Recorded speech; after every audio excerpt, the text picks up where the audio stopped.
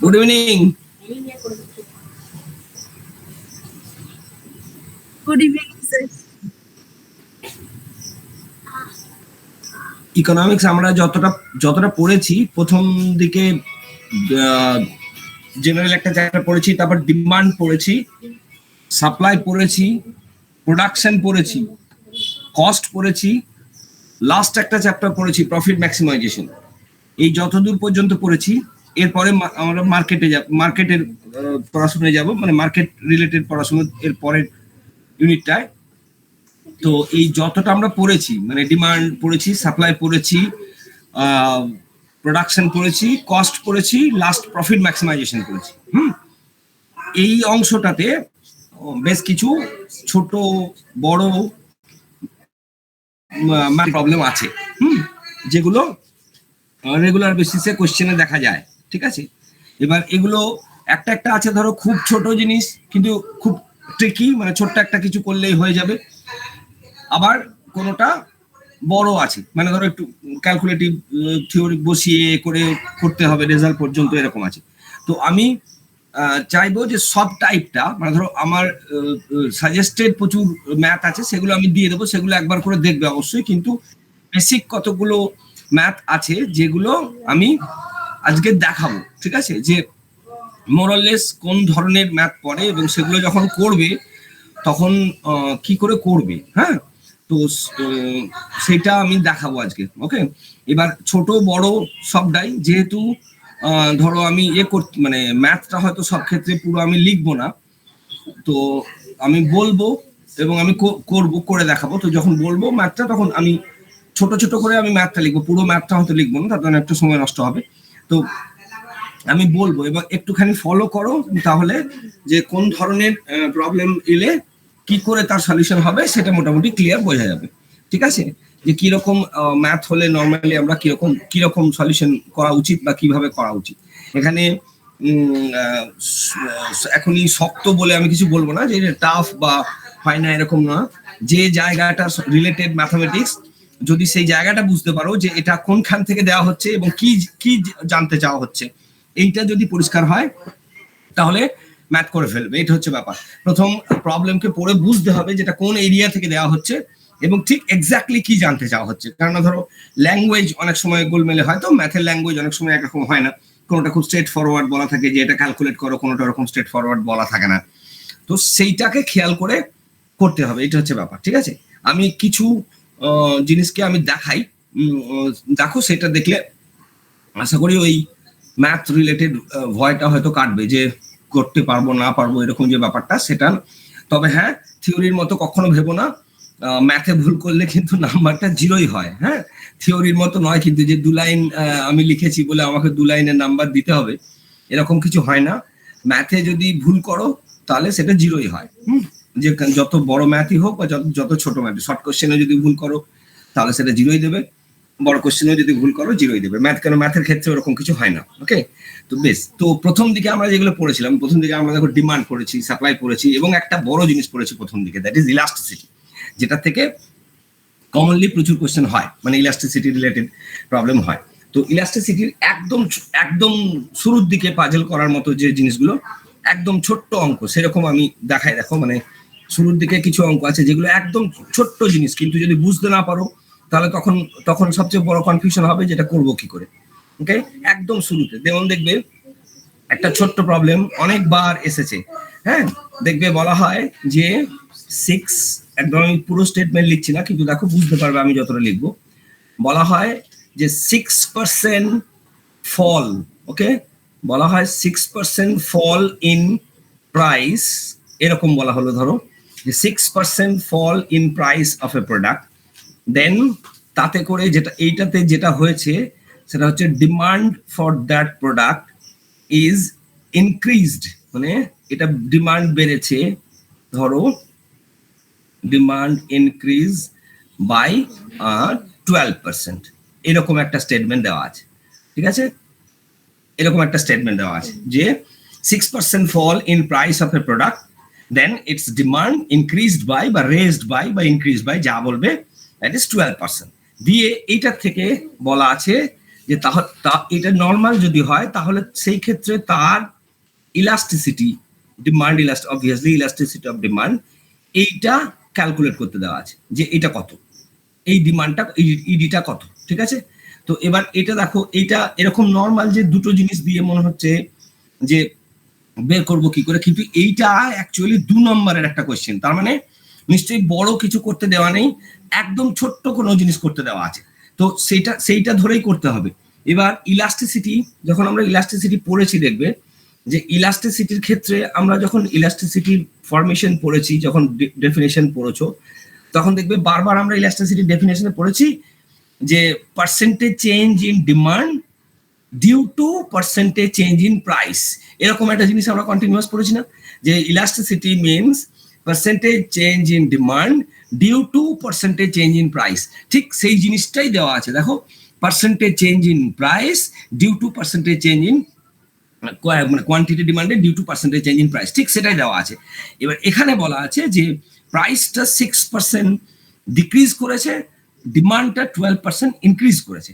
তো ইনক্রিজ বা ডিক্রিজ আমার দেখার দরকার নেই, আমি শুধু দেখবো change in demand, percentage change in demand divided by percentage change in price, কারণ সেটাই আমাকে ইলাস্টিসিটির মেজারমেন্ট দেবে। ঠিক আছে, তাহলে এখানে খুব সহজে যেটা লেখা যায় সেটা হচ্ছে, তার মানে এখানে ইলাস্টিসিটি মানে কি, পার্সেন্টেজ চেঞ্জ ইন ডিমান্ড, তো সেটা তো দেওয়া রয়েছে, সেটা পরিষ্কার দেওয়া রয়েছে 12%, তাহলে আমি 12% লিখবো, divided by percentage change in price, সেটা তো দেওয়া রয়েছে, স্ট্রেট কার্ড দেওয়া আছে 6%, স্ট্রেট কার্ড দেওয়া আছে 6%।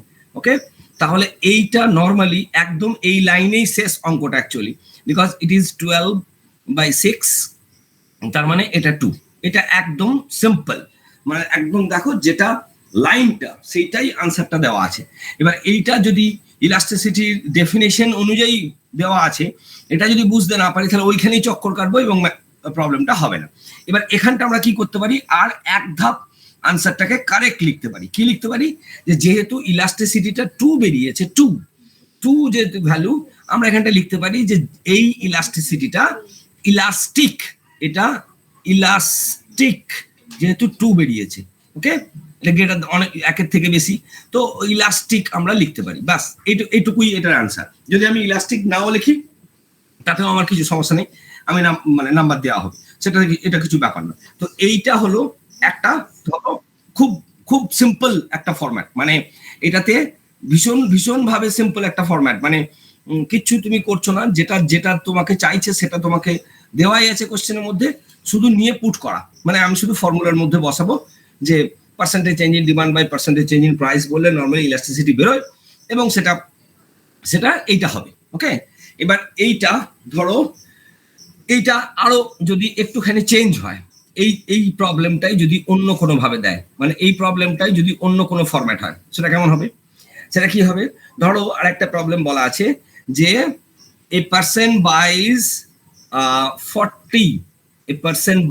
40 unit of any product, 40 unit of any product, যখন এইটার প্রাইস হচ্ছে ধরো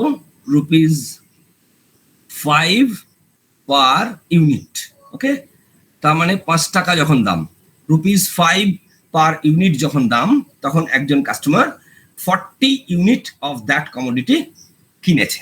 ওকে, এবার এইটার সাথে সাথে আরেকটা ইনফরমেশন বলা আছে যে ইলাস্টিসিটি, যে প্রোডাক্টটা উনি কিনেছেন সেটার ইলাস্টিসিটি ধরো একটা ভ্যালু দেওয়া আছে, ধরো -1.5 এরকম একটা ইলাস্টিসিটির ভ্যালু দেওয়া আছে। ওকে, এরপরে কোয়েশ্চেনটা কি, কোয়েশ্চেনটা বলছে যে এইটা যদি সিচুয়েশন হয় যে 5 টাকা পার ইউনিট যখন দাম, তখন একজন ভদ্রলোক কোন একটা প্রোডাক্ট 40 ইউনিট কিনেছেন, যেটার ইলাস্টিসিটি 1.5 -1.5, তো তাহলে এই লোকটা কত ইউনিট কিনবেন যদি কোনোভাবে এই প্রোডাক্টটার দাম 4 পার ইউনিট হয়, মানে ₹4 পার ইউনিট যদি এটার দাম হয়, তাহলে তখন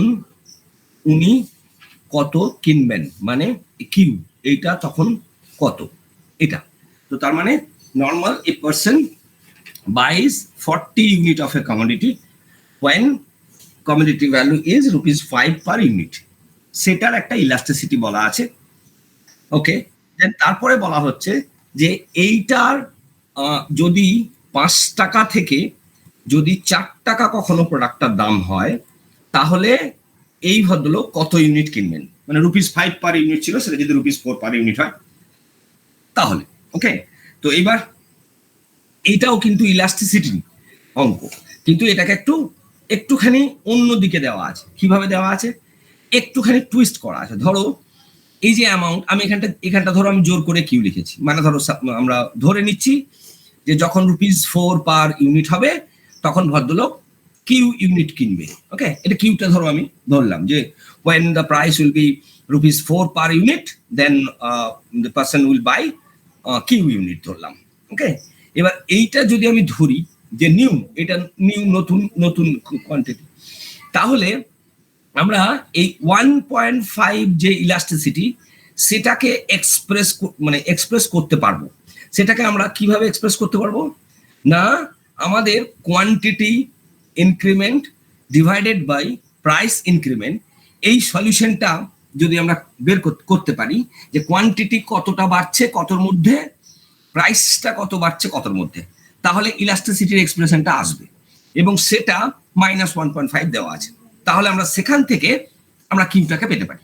তার মানে কি, তার মানে যদি কিউ রুপি, এটা নতুন ₹4 পার ইউনিটে হলে আমরা কিউ ধরছি, তা যদি হয় তাহলে অ্যাকচুয়ালি কি দাঁড়াচ্ছে, তাহলে কোয়ান্টিটি চেঞ্জ কত, তার মানে কিউ মাইনাস আগে ভদ্রলোক কিনতেন কত 40 ইউনিট ডিভাইডেড বাই চেঞ্জ করে কত ডিভাইডেড বাই দ্য অরিজিনাল, তার মানে 40, এইটা হবে চেঞ্জ ইন কোয়ান্টিটি।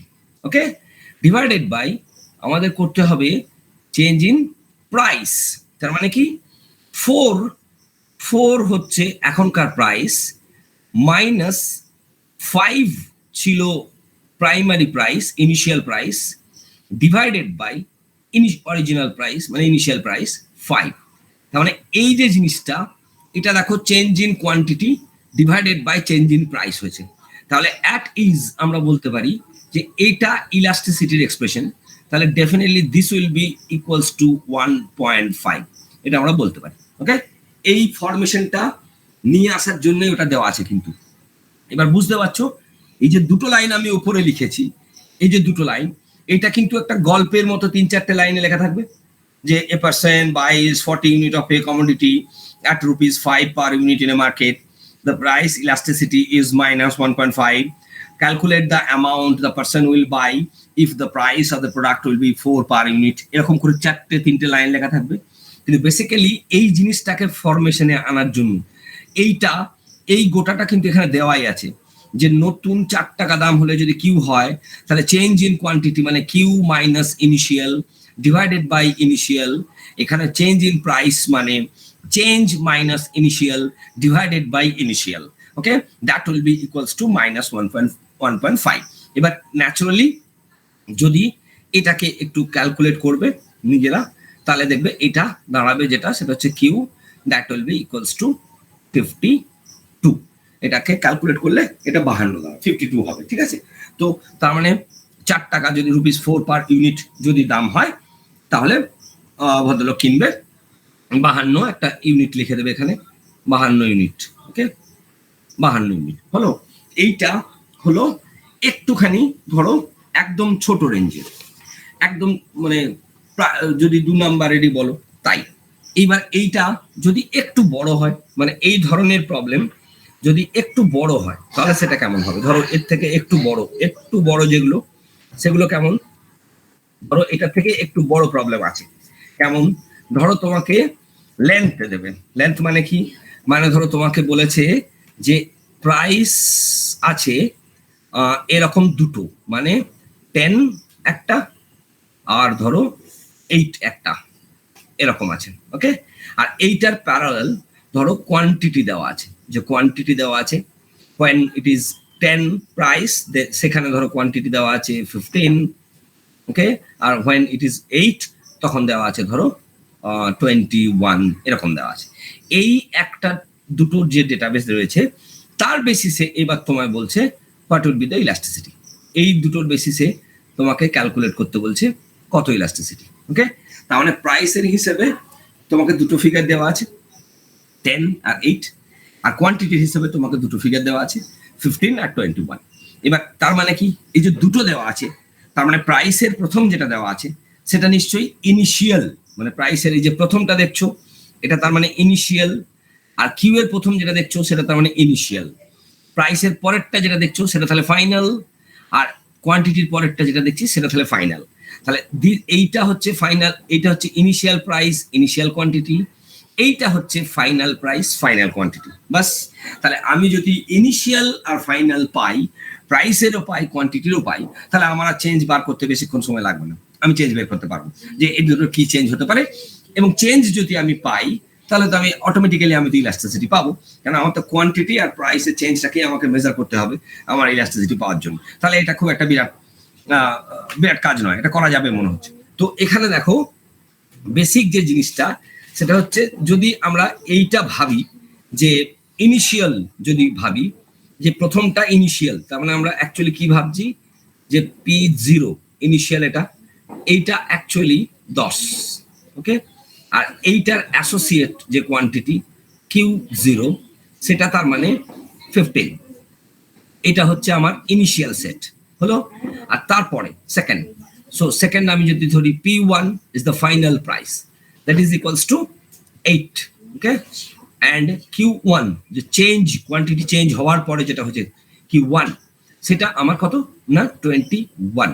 যদি আমার এই দুটো ডেটাবেস থাকে তাহলে অ্যাট ইজ দেখো আমি যে জিনিসটা লিখতে পারি যে চেঞ্জ ইন প্রাইস, এটা হলো চেঞ্জ ইন প্রাইস মানে final minus initial, final minus initial, তাহলে এটা তার মানে -2, 8 - 10 হচ্ছে, উল্টো হবে 8 - 10, তাহলে -2।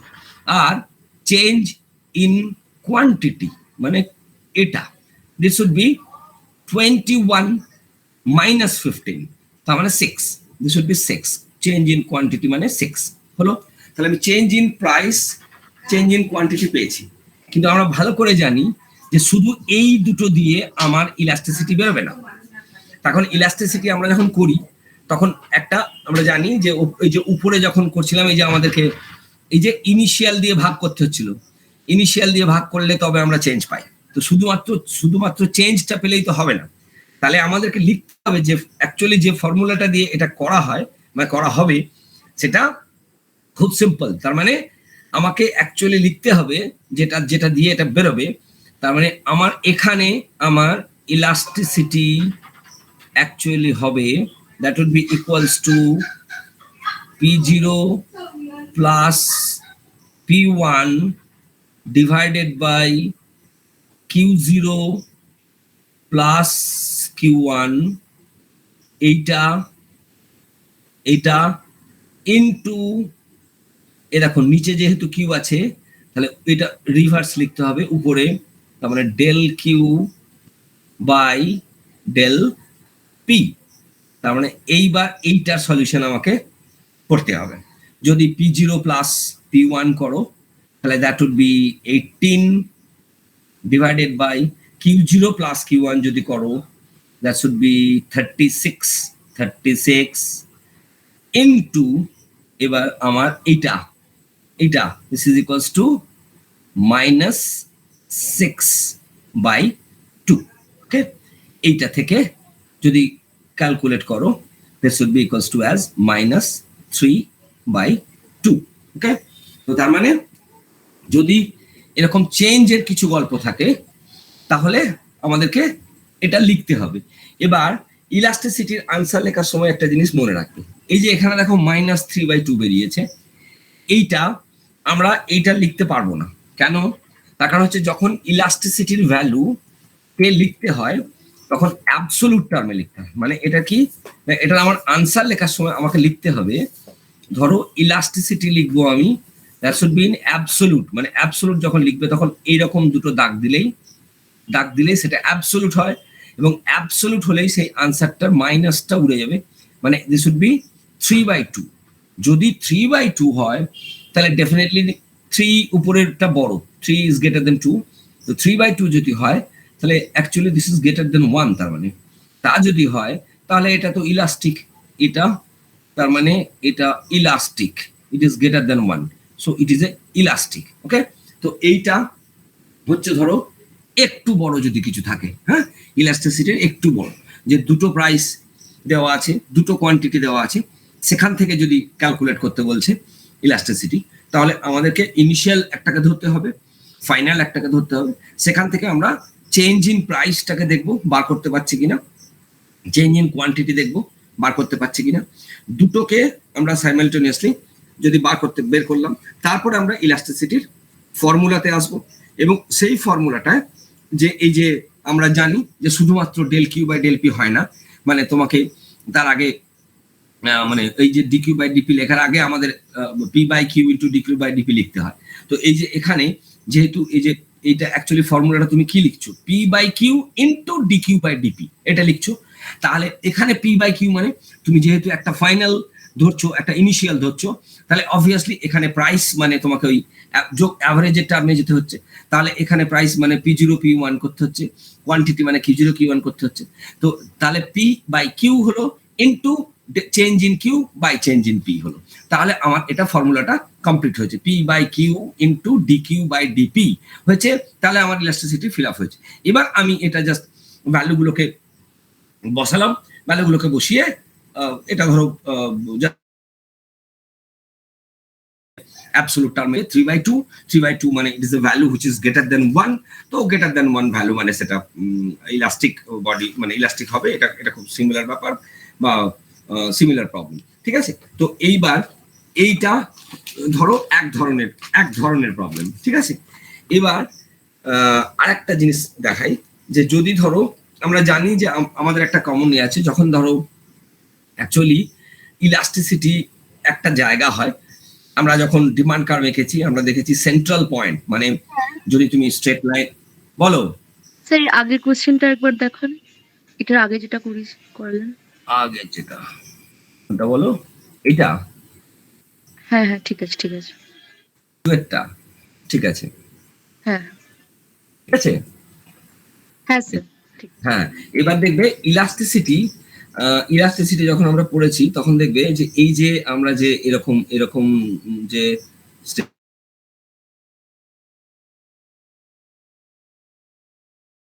এরকম এই যে মিডল এরকম একটা জায়গা, মিডলটায় এইখানটায় দেখবে আমরা একটা বারবার এইখানটা দেখবে মেজারমেন্ট যখন করেছি মিডলের, তখন ঠিক এইখানটা দেখবে ইলাস্টিসিটি 1 বলে বলা আছে, মানে যেটা মিডল একদম middle point of the demand curve যদি হয়, তো সেটা দেখবে ইলাস্টিসিটি 1 দেখবে মেজারমেন্টে ইলাস্টিসিটি 1 আছে।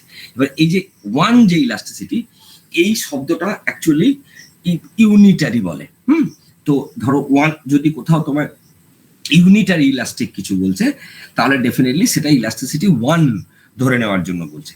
এবার যদি আমাদের কোনো ম্যাথ হয়, যদি ধরো প্রবলেম হয়, তখন কি হবে না, তখন অ্যাকচুয়ালি ইউনিটারি ইলাস্টিক তুমি প্রবলেমটা পড়ে একবারও বুঝতে পারবে না যে এটা ইউনিটারি ইলাস্টিকের কেস আছে।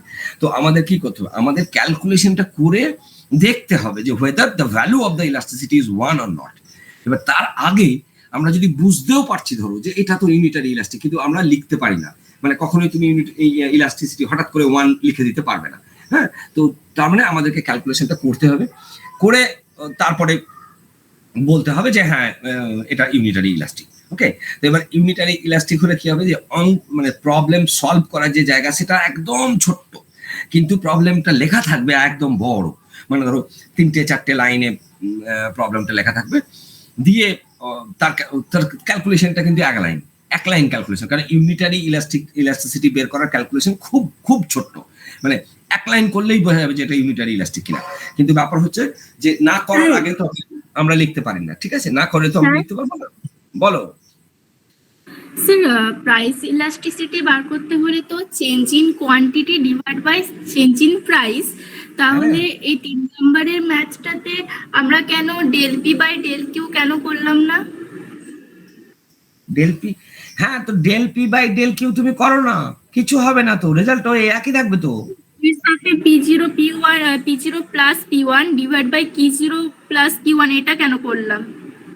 এই তুমি পুরো ফর্মুলাটা বলো, পুরো ফর্মুলা এইটার সাথে আর কি আছে, পুরো ফর্মুলাটা বলো, P by Q into del Q by del P, এটা তো।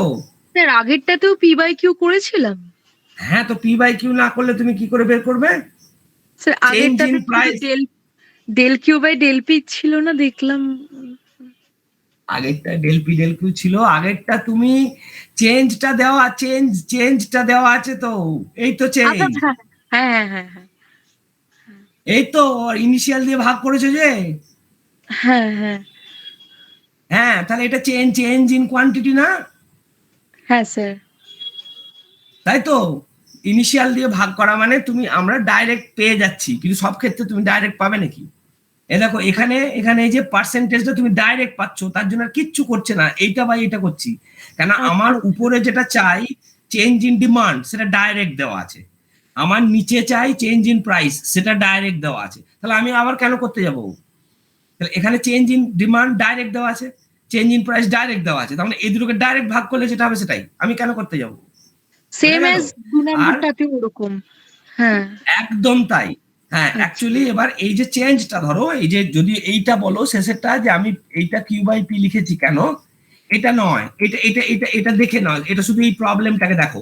এটা এরকম না, ধরো এই যে তুমি এটা লিখছো না, এটা মেনটেন করবে, এই দেখো এটা এরকম না, এটা আমি এটা লিখেছি বলে তোমাকে এটা কিউ বাই পি লিখতে হবে না, তুমি পি বাই কিউ লিখতে পারো, কিন্তু কি করতে হবে এটা, এ দেখো যদি তুমি পি বাই কিউ লেখো না, তাহলে পরেরটাকেও সোজা করতে হবে। এ দেখো যদি তুমি পি বাই কিউ লেখো, তবেই তুমি পরে লিখছো তুমি change in Q by change in P, okay? আর যদি তুমি তা না লিখছো, তাহলে তুমি যদি প্রথমটা ধরো এইটা যদি তুমি কিউ বাই পি লিখছো, তাহলে পরেরটা উল্টো, মানে পরেরটা change in P by change in Q করতে হবে, বোঝা গেল?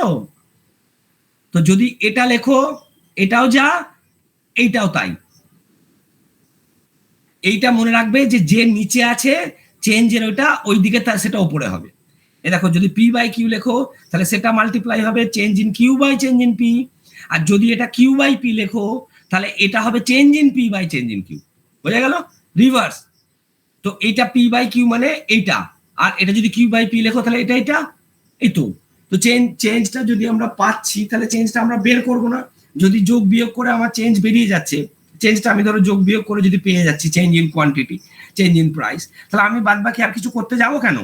এটা যদি ফাংশন হতো কোনো, তুমি চেঞ্জটা এরকম করতে পারতে না, তখন তো তোমাকে ফাংশনটা করতে হতো, কারণ তখন তো এটা তুমি ডি কিউ লিখতে, তখন তো তুমি ডি কিউ বাই ডিপি লিখতে, তাহলে সেটা তো আর ভ্যালু হতো না।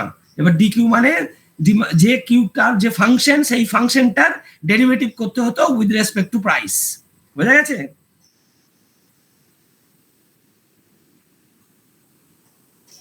স্যার আগেরটাতে তো আমরা মানে del Q by del P করলাম, কারণ ওটা ডাইরেক্টলি মানে ওটা করতে হলো না, ওই P plus P one Q plus Q one ওটা না। করতে হলো। আর এইটা যখন চেঞ্জ দেবে, যখন তুমি এই যে চেঞ্জ যখন তোমায় দেখাবে না দুটো, এই যে একটা ইনিশিয়াল প্রাইস দেখছো, একটা ফাইনাল প্রাইস দেখছো, হ্যাঁ, তখনই একমাত্র এটা করতে হবে, বুঝেছো?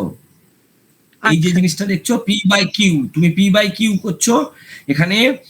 আমি ধরো কেন এরকম বলো তো? ধরো আমি তোমায় বললাম যে এইটা ফাইনাল, এইটা ইনিশিয়াল, এটা ফাইনাল, বোঝা গেল? তো তুমি তো এটা উল্টো বলতে পারো না, যে স্যার এই দুটো ইনিশিয়াল আর এই দুটো ফাইনাল, হবে তো? বলতে পারো তো? তাহলে সেই, হ্যাঁ, তো এইটা ইনিশিয়াল না এইটা ইনিশিয়াল, সেই কনফিউশনটা থাকবে না যখন তুমি প্রাইস মানে বলছো P0 প্লাস P1, বোঝা গেল? আর স্যার আগেরটাতে তো ইনিশিয়ালটা দিয়েও ভাগ করেছিলাম। হ্যাঁ, ইনিশিয়াল দিয়ে করেছি। এবার যদি এটা জয়েন্ট প্রাইস না থাকতো, তাহলে আমরা করতাম না।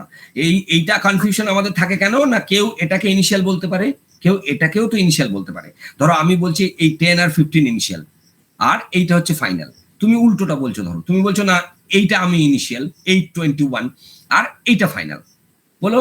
এবার তখন যদি প্রাইস আমি এটা ধরছি, তুমি এটা ধরছো, তাহলে তো রেজাল্টটা উল্টে যাওয়ার কথা, কারণ তুমি আমি P0 থেকে স্টার্ট করছি, তুমি P1 থেকে স্টার্ট করছো, তাহলে গন্ডগোল।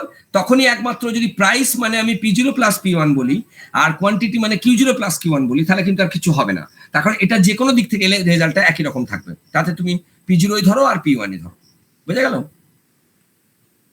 আচ্ছা স্যার, ঠিক আছে।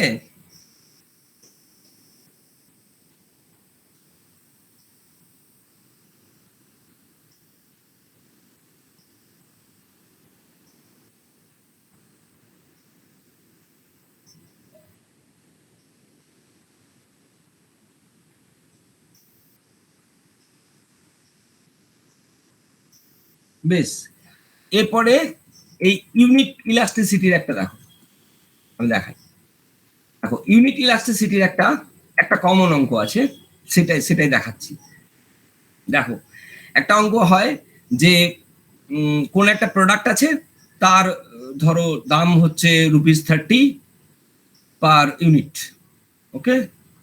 এটা তো ₹30 পার ইউনিট যখন দাম, তখন এর ডিমান্ড যে কোয়ান্টিটি সেইটা হচ্ছে ধরো 500, ওকে, 500। তো এইবার এরকম একটা সিচুয়েশনে ₹30 পার ইউনিট দাম, 500 ডিমান্ড, এরকম একটা সিচুয়েশনে এই প্রোডাক্টটার প্রাইস ফল করেছে কত, ধরো 10%, ওকে, 10% প্রাইস ফল করেছে। ফল করার জন্য 10% প্রাইস ফল করার জন্য এটার ডিমান্ড ইনক্রিজ হবে। তো ধরো 10% প্রাইস যেহেতু ফল করেছে, এটার ডিমান্ড ধরো ইনক্রিজ হয়েছে by 50 unit, okay, 50 unit demand বেড়েছে, ওকে, 50 ইউনিট ডিমান্ড ইনক্রিজ করেছে, 10% প্রাইস ফল করেছে, তার জন্য 50 unit of demand quantity increase করেছে। তাহলে এটার ইলাস্টিসিটি কি হবে? এটার যদি আমাদেরকে ইলাস্টিসিটি খুঁজতে হয় যে এই প্রোডাক্টটার ইলাস্টিসিটি কত, ওকে, এই যে ₹30 পার ইউনিট, তখন ডিমান্ড ছিল 500, প্রাইস ফল করেছে বাই 10%, এবং এটা ফল করার জন্য ডিমান্ড ইনক্রিজ করেছে বলছে 50 ইউনিট। তাহলে ইলাস্টিসিটি বের করতে হবে। এবার বেসিক যে দুটো আমার দরকার, যদি আমাকে ইলাস্টিসিটি খুঁজতে হয় তাহলে আমার চেঞ্জ ইন কোয়ান্টিটি এটা লাগবে এবং চেঞ্জ ইন প্রাইস এটা লাগবে। তাহলে আমার আর কিছু না হলেও আমি ইলাস্টিসিটি বের করতে পারবো। তাহলে একটা জিনিস দেখো এখানে, যে এই যে চেঞ্জ ইন প্রাইস, যেটা মানে আমাদের ইলাস্টিসিটি করতে উপরে যেটা লাগবে চেঞ্জ ইন প্রাইস, তো সেইটা দেখো ডাইরেক্ট বলা রয়েছে, এ দেখো সেটা ডাইরেক্ট রয়েছে 10% বলছে। তাহলে তার মানে নিচে আমাদের যেটা লাগবে চেঞ্জ ইন প্রাইস, যেটা ইলাস্টিসিটিটা বের করার জন্য নিচে যেটা আমাদের লাগে চেঞ্জ ইন প্রাইস, সেটা তো ডাইরেক্ট বলা রয়েছে 10%, এই তো 10% চেঞ্জ ইন প্রাইস। তাহলে এটা নিচে ডাইরেক্ট 10 লেখা যাবে, কোনো প্রবলেম নেই, হয়ে গেল। এবার আমাদের উপরটা চাই, মানে আমার চেঞ্জ ইন কোয়ান্টিটিটা লাগবে, সেটা না হলে আমি উপরটা লিখতে পারবো না এবং ইলাস্টিসিটিও বেরোবে না। তাহলে এবার এই বাকিটুকু থেকে শুধু আমাকে বের করতে হবে চেঞ্জ ইন কোয়ান্টিটিটা কত, আর কিছুই নেই কিন্তু এটাতে। তার মানে চেঞ্জ ইন কোয়ান্টিটি আমি কি করে বের করবো? এটা তো খুব সহজ পদ্ধতিতে দেওয়া আছে। দেখো যে চেঞ্জ ইন ডিমান্ড আমি কিভাবে বের করবো চেঞ্জ ইন ডিমান্ড, এ দেখো চেঞ্জ ইন ডিমান্ড বের করার জন্য সবচেয়ে সহজ পদ্ধতি হচ্ছে 50 ইউনিট বেড়েছে, ইনিশিয়ালি কত ছিল 500, তাহলে কত বেড়েছে না ডিভাইডেড বাই 100, তাহলে এইটা তার মানে দিস উড বি 10, তাই তো? হ্যাঁ স্যার 10ই তাই তো 10, তাই তো? এইটুকু করতে হবে, শুধু এইটুকু করতে হবে। তখন এটা তো ডাইরেক্ট, এই দেখো সোজা বসিয়েছি, কোনো প্রবলেম নেই। তাহলে আমায় শুধু এইটুকু করতে দিয়েছে, এইটুকু যে কোয়ান্টিটি চেঞ্জটা কত, 50 বেড়েছে, 500 অরিজিনাল ডিভাইডেড বাই 100, 10। এবার এইটা যদি 10, তাহলে এখানে চোখ বন্ধ করে এখানে বসাও 10। তাহলে দেখো স্যার বলছি আরেকবার একটু বলবেন এটা কেন মানে এটা কেন হলো 50/500 এইটা কি? হ্যাঁ, তো আমরা কি বের করবো? ইলাস্টিসিটি বের করবো। তাহলে আমার এই নিচে চেঞ্জ ইন প্রাইস দরকার আর উপরে চেঞ্জ ইন কোয়ান্টিটি দরকার, তাই তো? এই চেঞ্জ ইন প্রাইস দেখো, এই দেখো ডাইরেক্ট দেওয়া আছে, এই দেখো চেঞ্জ ইন প্রাইস দেওয়া আছে ডাইরেক্টলি। তাহলে ডাইরেক্টলি চেঞ্জ ইন প্রাইস তো দেওয়া, আমি কিছু করবো না, তাহলে 10 বসিয়ে দেবো শুধু। এবার উপরটা এইখানটা আমার দরকার, এটা কি না চেঞ্জ ইন কোয়ান্টিটি ডিমান্ড কত, সেটা আমায় করতে হবে। সেটা করার জন্য আমাকে এখানে দেওয়া আছে যে প্রাইস ডিক্রিজ করার পরে 50 ইউনিট ডিমান্ড বেড়েছে। তাহলে 50 ইউনিট বেড়েছে, অরিজিনাল কত 500, 500 ডিভাইড মাল্টিপ্লাইড বাই 100, তাহলে তো কত কোয়ান্টিটি চেঞ্জ ইন কোয়ান্টিটি পেয়ে যাবো আমি। এই তো কত বেড়েছে ডিভাইডেড বাই ইনিশিয়াল কত ইন্টু 100, তার মানে 50/500 ইন্টু 100, তার মানে 10। তাহলে চেঞ্জ ইন এখানে প্রাইসটা যদি ইনক্রিজ করতো 10%, তখন কি চেঞ্জ ইন প্রাইসটা তখনও 10ই লিখতাম? হ্যাঁ, তো চেঞ্জ চেঞ্জ বলছি তো, আমরা তো পজিটিভ বা নেগেটিভ বলছি না, চেঞ্জ বলছি। প্রাইস ডিক্রিজ বা প্রাইস ইনক্রিজ ইলাস্টিসিটি যখন করবে তখন তার ইমপ্লিকেশন একই রকম। তখন ইলাস্টিসিটির নিচেরটা হচ্ছে, নিচের যে ফাংশনটা সেটা হচ্ছে চেঞ্জ ইন প্রাইস। তো সেটা whether it is a negative change or a positive change বলছে না তো, বলছে না তো। তো তাহলে প্রাইস ডিক্রিজ করছে না প্রাইস ইনক্রিজ করছে সেটা আমার জানার দরকার নেই। কিন্তু প্রবলেম কোথায় খেয়াল করবে যে অঙ্ক ভুল আছে কিনা। কিভাবে করবে? ধরো নর্মালি যেটা হয়, ধরো এইখানে বলো স্যার 30 ইউনিটটা ওটা কি দেওয়া? একটা ইউনিটটা এটার আগের প্রাইস দেওয়া আছে, আচ্ছা যেটা এখানে কোনো কাজে লাগবে না। আচ্ছা আচ্ছা আচ্ছা। এই গল্পটা দেওয়া আছে যাতে তুমি পাজল হও, মানে অঙ্কটা করতে না পারো, বিকজ এটা নিয়ে কোনো কাজই নেই, এখানে কোনো ফাংশন নেই এটার। এখানে এই প্রোডাক্টটা 30 টাকা পার ইউনিট দাম, সেটার এই ম্যাথটায় কোনো প্রোগ্রামিং নেই, কোনো ফাংশন নেই এটার এখানে। বিকজ এটা দেখো 10/10, মানে এটা একটা ইউনিটারি ইলাস্টিক প্রোডাক্ট। এ দেখো এটা 1, তো এটা একটা ইউনিট উত্তর তোমার যে this is a unitary elastic product, ব্যাস আর কিছু উত্তর নেই। তো তোমাকে ইলাস্টিসিটি খুঁজতে দিয়েছে, তো আর কিছু দেয়নি। এবার ধরো এই প্রবলেমটা ভুল আছে যদি হয়, কোথায় কি করে বের করবে বলো তো? নর্মালি খেয়াল করবে ইলাস্টিসিটির ম্যাথে না, যদি ধরো এইটা দেওয়া রয়েছে যে প্রাইস 10% ডিক্রিজ করেছে, ওকে, দিয়ে যদি দেখো তাতে করে দেখাচ্ছে যে কোয়ান্টিটিও ডিক্রিজ করেছে, তাহলে একটু সন্দেহ প্রকাশ করবে। বিকজ তাহলে ম্যাথটা হয়তো ভুল থাকতে পারে, কেননা নর্মালি এটা হয় না। হ্যাঁ, জেনারেলি ডিমান্ড ল মেনেই দেওয়া হয়। তো তাতে যদি প্রাইস ডিক্রিজ করে তাহলে কোয়ান্টিটি ডিমান্ড একটু হলেও বাড়ার কথা, কমার কথা না। বুঝতে পারছো? এবার যদি কমে তাহলে সেটা স্পেসিফিক গ্রাউন্ডের কোনো প্রোডাক্ট, তার জন্য ম্যাথমেটিক্যাল প্রবলেম করতে দেওয়া যায় না। তো এইটা খেয়াল করবে যে প্রাইস ডিক্রিজ বলেছে দিয়ে আবার কোয়ান্টিটি ডিক্রিজ বলেছে, যদি হয় তাহলে কিন্তু মেবি কোনো একটা মিস্টেক হচ্ছে, কিছু একটা ভুল হয়েছে। বুঝতে পারছো? নর্মালি প্রাইস যদি ডিক্রিজ হয় এটা ইনক্রিজের খাতায় থাকবে, প্রাইস যদি ইনক্রিজ হয় এটা ডিক্রিজের খাতায় থাকবে। এবার জাস্ট চেক করা কি, বিকজ আমাদের ডিক্রিজ ইনক্রিজ নিয়ে কোনো ফাংশন নেই, আমার চেঞ্জ দরকার, change change change, whether it is positive whether it is negative আমাদের কিছু দরকার নেই, আমাদের চেঞ্জ দরকার। What is the change in price, what is the change in quantity, তাহলে আমি ইলাস্টিসিটি বের করে ফেলবো। ঠিক আছে?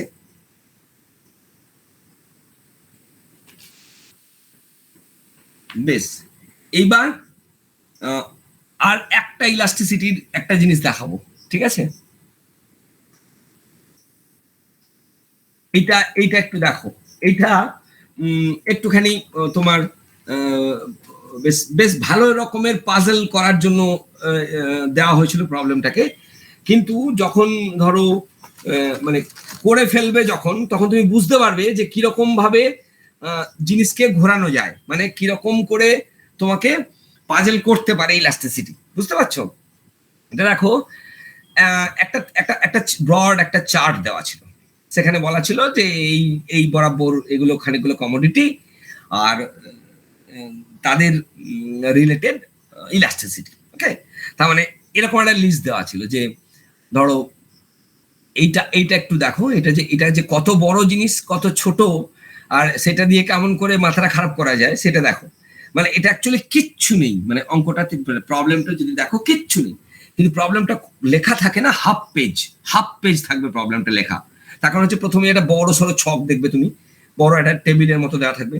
টেবিলে কি দেওয়া থাকবে না, টেবিলে এখানে দেখবে তুমি সিরিয়াল নাম্বার আছে, 1 নাম্বার দেখবে সিরিয়াল দিয়ে, সেই সিরিয়ালে দেখবে একটা ধরো একটা প্রোডাক্ট লেখা, মানে একটা যে কোনো কমোডিটি লেখা আছে।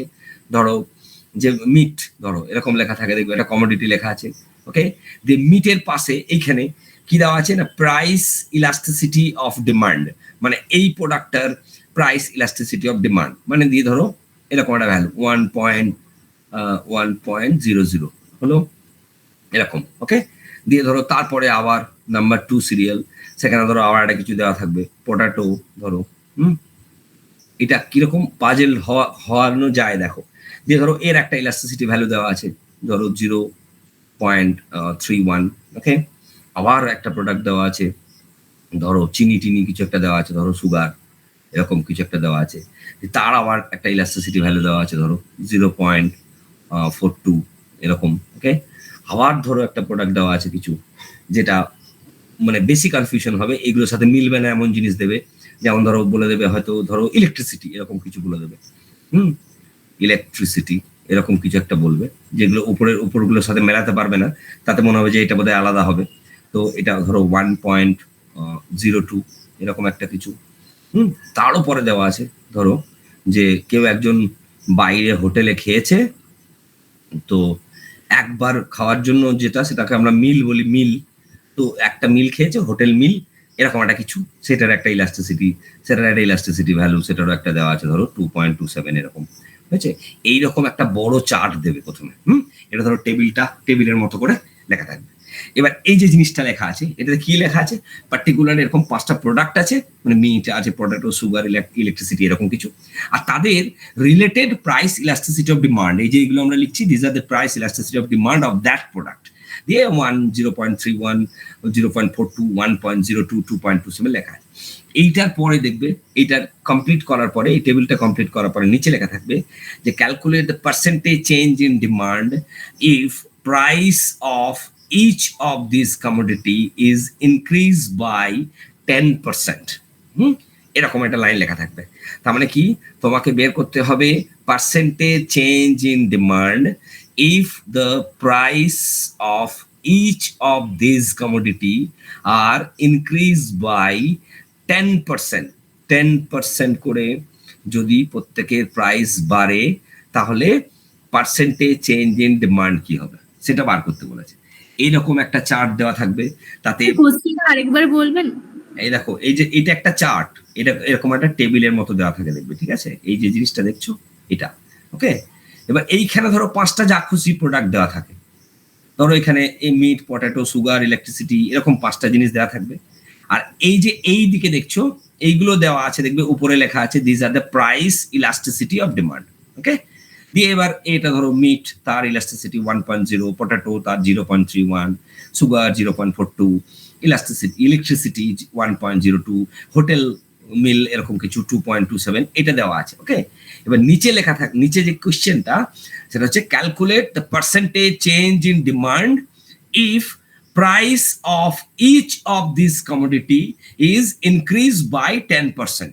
মানে প্রত্যেকটা প্রোডাক্টের প্রাইস যদি 10% করে বাড়ে তাহলে তাদের কি চেঞ্জ হবে ডিমান্ডে, এটা জিজ্ঞেস করেছে, বুঝতে পারছো? তাহলে এইটা দেখো, প্রথম কথা যে এইটা দেখে মনে হচ্ছে যে এইটা মানে করবো কি করে, মানে এটা তুমি কিভাবে করবে, কিন্তু এটা একটা খুব বেসিক জিনিসকে নিয়ে তৈরি করা, তার জন্য এইটা যদি বুঝতে না পারো তাহলে কিন্তু এটা মানে মাথা খারাপ হয়ে যাবে। কিন্তু এইটা একদম এমন একটা জিনিসের উপর দেওয়া আছে যেটা যখন করে ফেলবে তখন দেখবে নিজের হাসি পাচ্ছে, তখন মনে হবে যে এটা কি, এটা আবার কেউ মানে এটা কেউ দিতে পারে, এরকম মনে হবে যে এরকম আবার অঙ্ক হয়। কিন্তু ব্যাপারটা হচ্ছে এটা খুব সহজ জিনিস, কিন্তু অ্যাপারেন্টলি তুমি ভাবো যে 5টা প্রোডাক্ট দেওয়া আছে, তাদের ইলাস্টিসিটি, হ্যাঁ, দিয়ে তার আবার বলছে প্রত্যেকটা প্রাইস 10% করে প্রত্যেকটা প্রাইস বাড়াতে বলছে, প্রত্যেকটা প্রাইস যদি 10% করে বাড়ে তাহলে প্রত্যেকের পার্সেন্টেজ চেঞ্জ ইন ডিমান্ড কত বলছে, হ্যাঁ, এরকম মনে হচ্ছে তো যে এটা তো ক্রিটিক্যাল জোন, এরকম মনে হচ্ছে। অ্যাকচুয়ালি এটাতে কিচ্ছু নেই, কেন জানো, এই অঙ্কটা কিচ্ছু নেই, কেন না, কেন তার কারণ হচ্ছে এটা খুব সিম্পল একটা জিনিসের উপরে এস্টাবলিশড, সেটা হচ্ছে যে আমরা যে বেসিক ইলাস্টিসিটি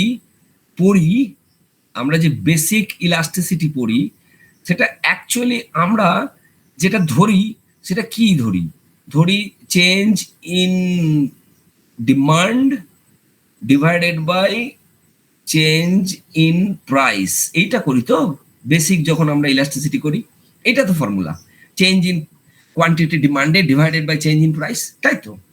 তা যদি হয় তাহলে এটার মানে কি, চেঞ্জ ইন কোয়ান্টিটি, তাহলে এটা আমরা তো কি লিখি, এরকম লিখি তো ডেল কিউ, আর এই যে চেঞ্জ ইন প্রাইস এটা কি লিখি, এটা ডেল পি লিখি তো, তার মানে এটা হলো।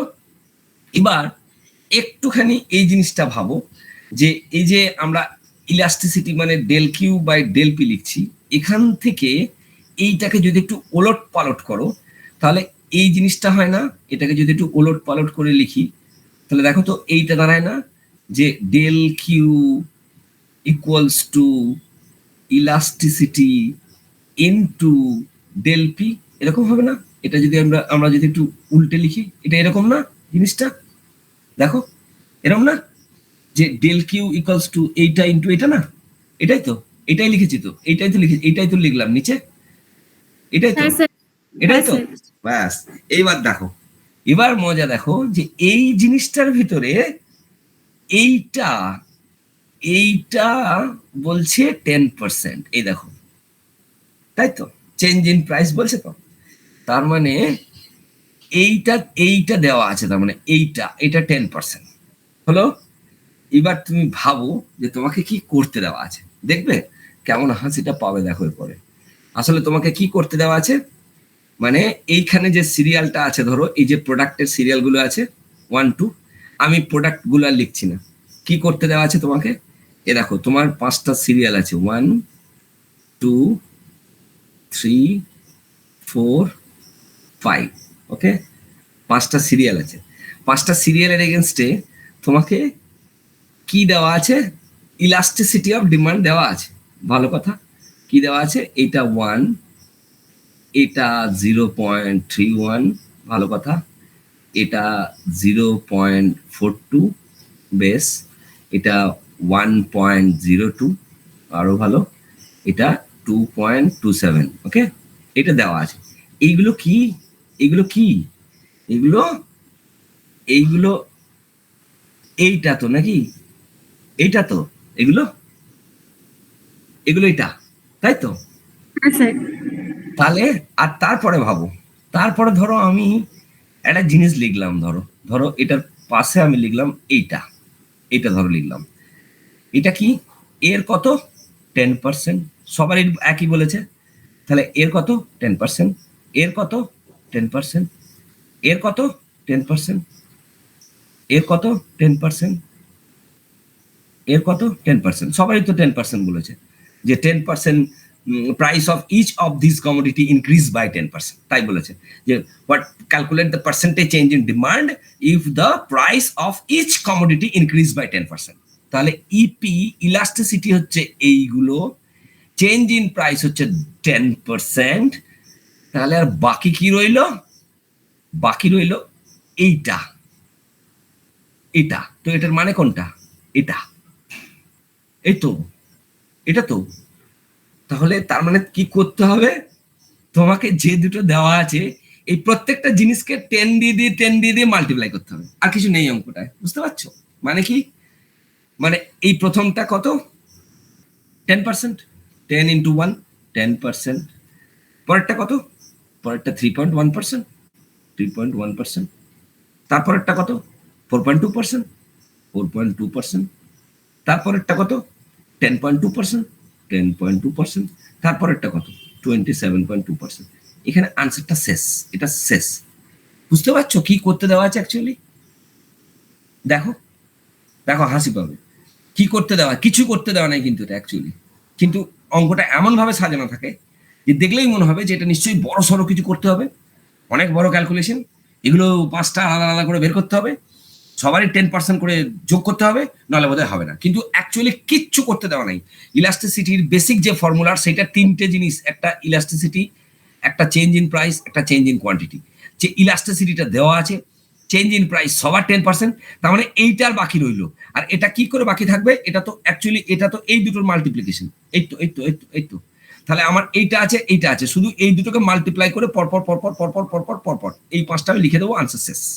তো এটা যদি ইনিশিয়ালি দেখো তাহলে মনে হবে এটা খুব বড় একটা অঙ্ক, এটা বোধহয় করা যাবে না, তাই তো, কিন্তু এটা কিছু আছে অঙ্কটা, সেটা বলো আমাকে, এটা দেখে মনে হচ্ছে যে বিরাট বড় একটা কিছু করতে দেওয়া আছে, কিন্তু এটা অঙ্কটা কি আছে বলো, এটা এটা এটা কি আছে বলো।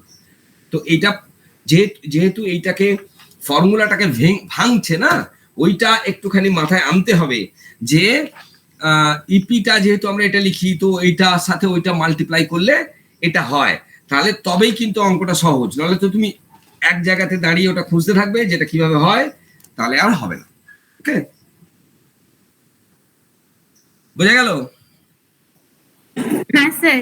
হ্যাঁ, বেশ, এরপরে একটা জেনারেল একটা ডিমান্ড ইকুইলিব্রিয়াম দেখো, এগুলো তো ইলাস্টিসিটি দেখলে, এবার একটা জেনারেল ইকুইলিব্রিয়াম দেখো, ইকুইলিব্রিয়াম সহজ, যেহেতু আমি একটাই করছি, যেহেতু সহজ মানে ইকুইলিব্রিয়াম ভুল করবে না, ক্যালকুলেশন যদি ভুল না হয় ইকুইলিব্রিয়ামে অঙ্ক কাটবে না, কিন্তু মনে রাখবে কাকে কোথায় কি বসাচ্ছ, তাহলেই হবে, মানে তাহলে কোনো ভুল হবে না। আমি একদম জেনারেল একটা দেখাচ্ছি।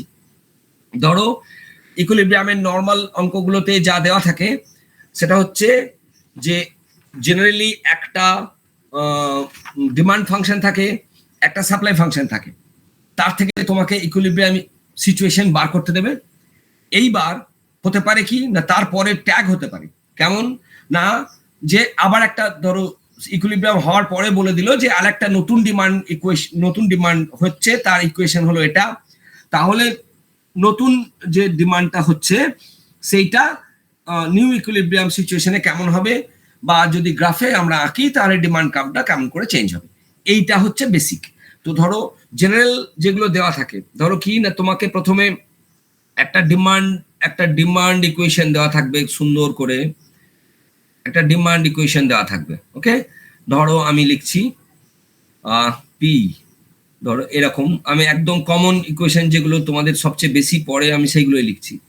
ধরো একটা কমন ইকুয়েশন, ধরো 100 মাইনাস 0.2 কিউ ধরো। ওকে, এটা ধরো একটা ডিমান্ড ইকুয়েশন হলো। এইটার সাথে দেওয়া থাকবে একটা সাপ্লাই ইকুয়েশন দেওয়া থাকবে, একটা সাপ্লাই ইকুয়েশন থাকবে। ওকে, একটা সাপ্লাই ইকুয়েশন এটার সাথে ধরো দেওয়া আছে, ধরো P that is equals two ধরো 10 প্লাস ধরো 0.3 কিউ। এইটা একটা প্রাইমারি স্ট্রাকচার, মানে প্রথমটা দেওয়া আছে। এবার এই দুটোর থেকে প্রথমে বলছে তোমাকে যে এই দুটোর থেকে প্রথমে তুমি ইকুইলিব্রিয়াম কন্ডিশন বের করো, কিন্তু অঙ্কটা ওখানেই শেষ না, এই দুটোর ইকুইলিব্রিয়াম কন্ডিশন বের করো, তারপরে দেখবে বলা ওই লাইনেই বলা থাকবে now new demand equation, suppose there is a new demand which equation is, আর একটা ইকুয়েশন দেওয়া থাকবে, দিয়ে তারপরে বলবে calculate new equilibrium situation and mention if there is any shift of the demand curve. Okay, তো প্রথম আমরা এই যে ডিমান্ড দুটো, এই দুটো থেকে প্রথম আমরা ইকুইলিব্রিয়াম খুঁজবো। হ্যাঁ, এবার যখন ডিমান্ড সাপ্লাই পেয়ে যাবে, এই অঙ্কগুলো সব সময় স্টার্ট করবে এই রকম লিখবে প্রথমেই, নইলে কিন্তু কেটে দেবে। প্রথমেই লিখবে ইন ইকুইলিব্রিয়াম, এটা প্রথমেই লিখবে যে ইন ইকুইলিব্রিয়াম। যদি ইকুইলিব্রিয়াম হয় তাহলে আমরা জানি যে this should be equals to this one. Okay, যদি ইকুইলিব্রিয়াম হয় তাহলে এই দুটো সমান হয়, এটা আমরা জানি। হলো, এইবার দুটো ইকুয়েশনকে বসাবে নিচে, এখানে জাস্ট একদম ফ্ল্যাট ওয়েতে দুটো ইকুয়েশনকে লিখবে যা তুমি দেখছো। ডিমান্ড মানে তুমি দেখছো 100 minus 0.2 Q, that should be equals to supply, মানে কত দেখছো 10 প্লাস 0.3 কিউ, একদম স্ট্রেট কাট লিখবে। ওকে, এইটা প্রাইমারিলি সলভ করবে। জাস্ট এই সলভটা যদি তুমি করো তাহলে এখান থেকে আমরা কি পাবো, আমরা পাবো কিউ পাবো আমরা। হলো, এটা ক্যালকুলেশন করে দেখবে, এটা মোরালেস ইট শুড বি 180 এরকম কিছু একটা হবে। হ্যাঁ, কিউ পেলাম। এবার যদি কিউ পাই তাহলে আমাদের প্রথম কাজ হচ্ছে যে কোনো একটা প্রাইস থেকে প্রাইসটাকে বের করা।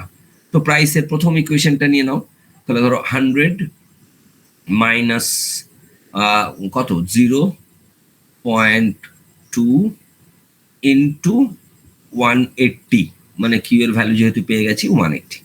এবার এটাকে ক্যালকুলেশন করবে। এটা যে কোনো একটা ইকুয়েশন নেব, মানে যে কোনোটা। আমার তো দুটো, এই দিকটা তো দুটোই প্রাইস, এটা তো দুটোই প্রাইস, তো দুটোই তো প্রাইস, যে কোনোটা এটা বা ওইটা যেটা খুশি দিয়ে এখান থেকে ধরো মোরালেস এরকম একটা ওই 64 টোর এরকম একটা ভ্যালু বেরোবে। তাহলে আমাকে প্রথমে যেটা করতে বলেছে সেটা কিন্তু হয়ে গেছে।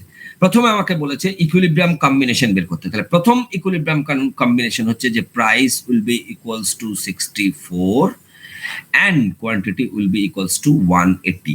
এটা হলো আমার ফার্স্ট ইকুইলিব্রিয়াম কন্ডিশন, যেটা বার করতে বলেছে আমাকে। প্রথম যেটা বার করতে বলেছে যে প্রথম find out the first equilibrium situation. তো ফার্স্ট ইকুইলিব্রিয়াম সিচুয়েশন মানে আমার প্রাইস হচ্ছে 64, কোয়ান্টিটি হচ্ছে 180, হয়ে গেল। কিন্তু অঙ্কটা এখানে শেষ না, এরপরে দেখবে বলা আছে যে if there is a new demand function, ধরো এইবার বলছে যে এইরকম ইকুইলিব্রিয়াম সিচুয়েশন আসার পরে যদি নতুন ডিমান্ড হয়, মানে ধরো বললো যে এরপরে নিউ একটা ডিমান্ড হলো, ধরো নিউ ডিমান্ড বলে একটা ইকুয়েশনকে দেওয়া থাকবে, ধরো সেটা দেওয়া আছে পি দ্যাট ইকুয়ালস টু ধরো 200 মাইনাস 0.2 কিউ। ওকে, ধরো এটা। তো এবার বলছে যে তাহলে ইকুইলিব্রিয়াম কি চেঞ্জ হবে না ইকুইলিব্রিয়াম একই রকম থাকবে?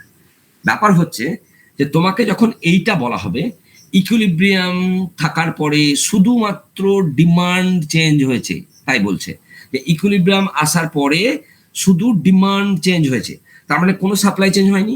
তার মানে এইটার সাথে ইকুইলিব্রিয়াম খুঁজতে হবে কার না পুরনো সাপ্লাই ফাংশন, মানে ওল্ড সাপ্লাই ফাংশনের খুঁজতে বলছে। নতুন ডিমান্ড ফাংশন কিন্তু সাপ্লাই চেঞ্জ হয়নি, তার মানে সাপ্লাই কার্ভটা ওইটাই যেটা এখানে ছিল, তাই তো? তাহলে ডিমান্ড কার্ভটা একমাত্র চেঞ্জ হয়েছে, সেটা নতুন, তো তার মানে সেটা এইটা বুঝলাম। আর তার সাথে আমার সাপ্লাই কার্ভটা নতুন, মানে নতুন না, সাপ্লাই কার্ভটা আমার পুরনো, ডিমান্ড চেঞ্জ করে দিয়েছে এটা। তাহলে আমাকে এখন ইকুইলিব্রিয়াম খুঁজতে হবে এই দুটো, তার মানে হ্যাঁ, তাহলে এই দুটো যদি খুঁজতে হয় লাইট এখানে এক আছে, সেম আছে। বলো কি সেম আছে? নিউ ডিমান্ডের নিচে হ্যাঁ, এটা তো সাপ্লাই তো কিছু বলেনি, তাহলে সাপ্লাই আমার যা ছিল সেটাই সাপ্লাই বলেনি। বলেছে ইকুইলিব্রিয়ামে শুধু ডিমান্ড যদি চেঞ্জ হয়ে নতুন হয়, ভালো কথা। তাহলে এইটা তো আমার ইকুইলিব্রিয়াম, নতুন ডিমান্ড বলছে এইটা ফাংশন হয়েছে, বেশ, তাহলে এটা ডিমান্ড ফাংশন হয়েছে, তার মানে সাপ্লাই কার্ভের কিচ্ছু বলছে না, তার মানে সাপ্লাই কার্ভ চেঞ্জ হয়নি, তাহলে সাপ্লাই কার্ভ তো আমার এটাই। তাহলে এবার আমার নিউ ইকুইলিব্রিয়াম মানে হচ্ছে আমাকে এই দুটোর খুঁজতে বলছে। এবার অ্যাজ ইউজুয়াল এখানেও একই শব্দ লিখবে প্রথম, যে ইন ইকুইলিব্রিয়াম, এই শব্দটা কোনো সময় মিস করবে না, তার কারণ ডিমান্ড সাপ্লাই তুমি কখনো ইকুইলিব্রিয়াম লিখতে পারো না এই দুটো ইকুয়াল যতক্ষণ না তুমি এটার আগে ইকুইলিব্রিয়াম শব্দটা লিখছো, ততক্ষণ পর্যন্ত তুমি এই দুটো ইকুয়াল লিখতে পারো না কখনো। হ্যাঁ, তো এবার এটা, তাহলে এবার অ্যাজ ইউজুয়াল যেমন আগে বের করলাম তেমন করে বের করে দাও। এটা 200 minus 0.2 Q, that will be equals to 10 plus 0.3 Q হয়ে গেল 0.3 কিউ।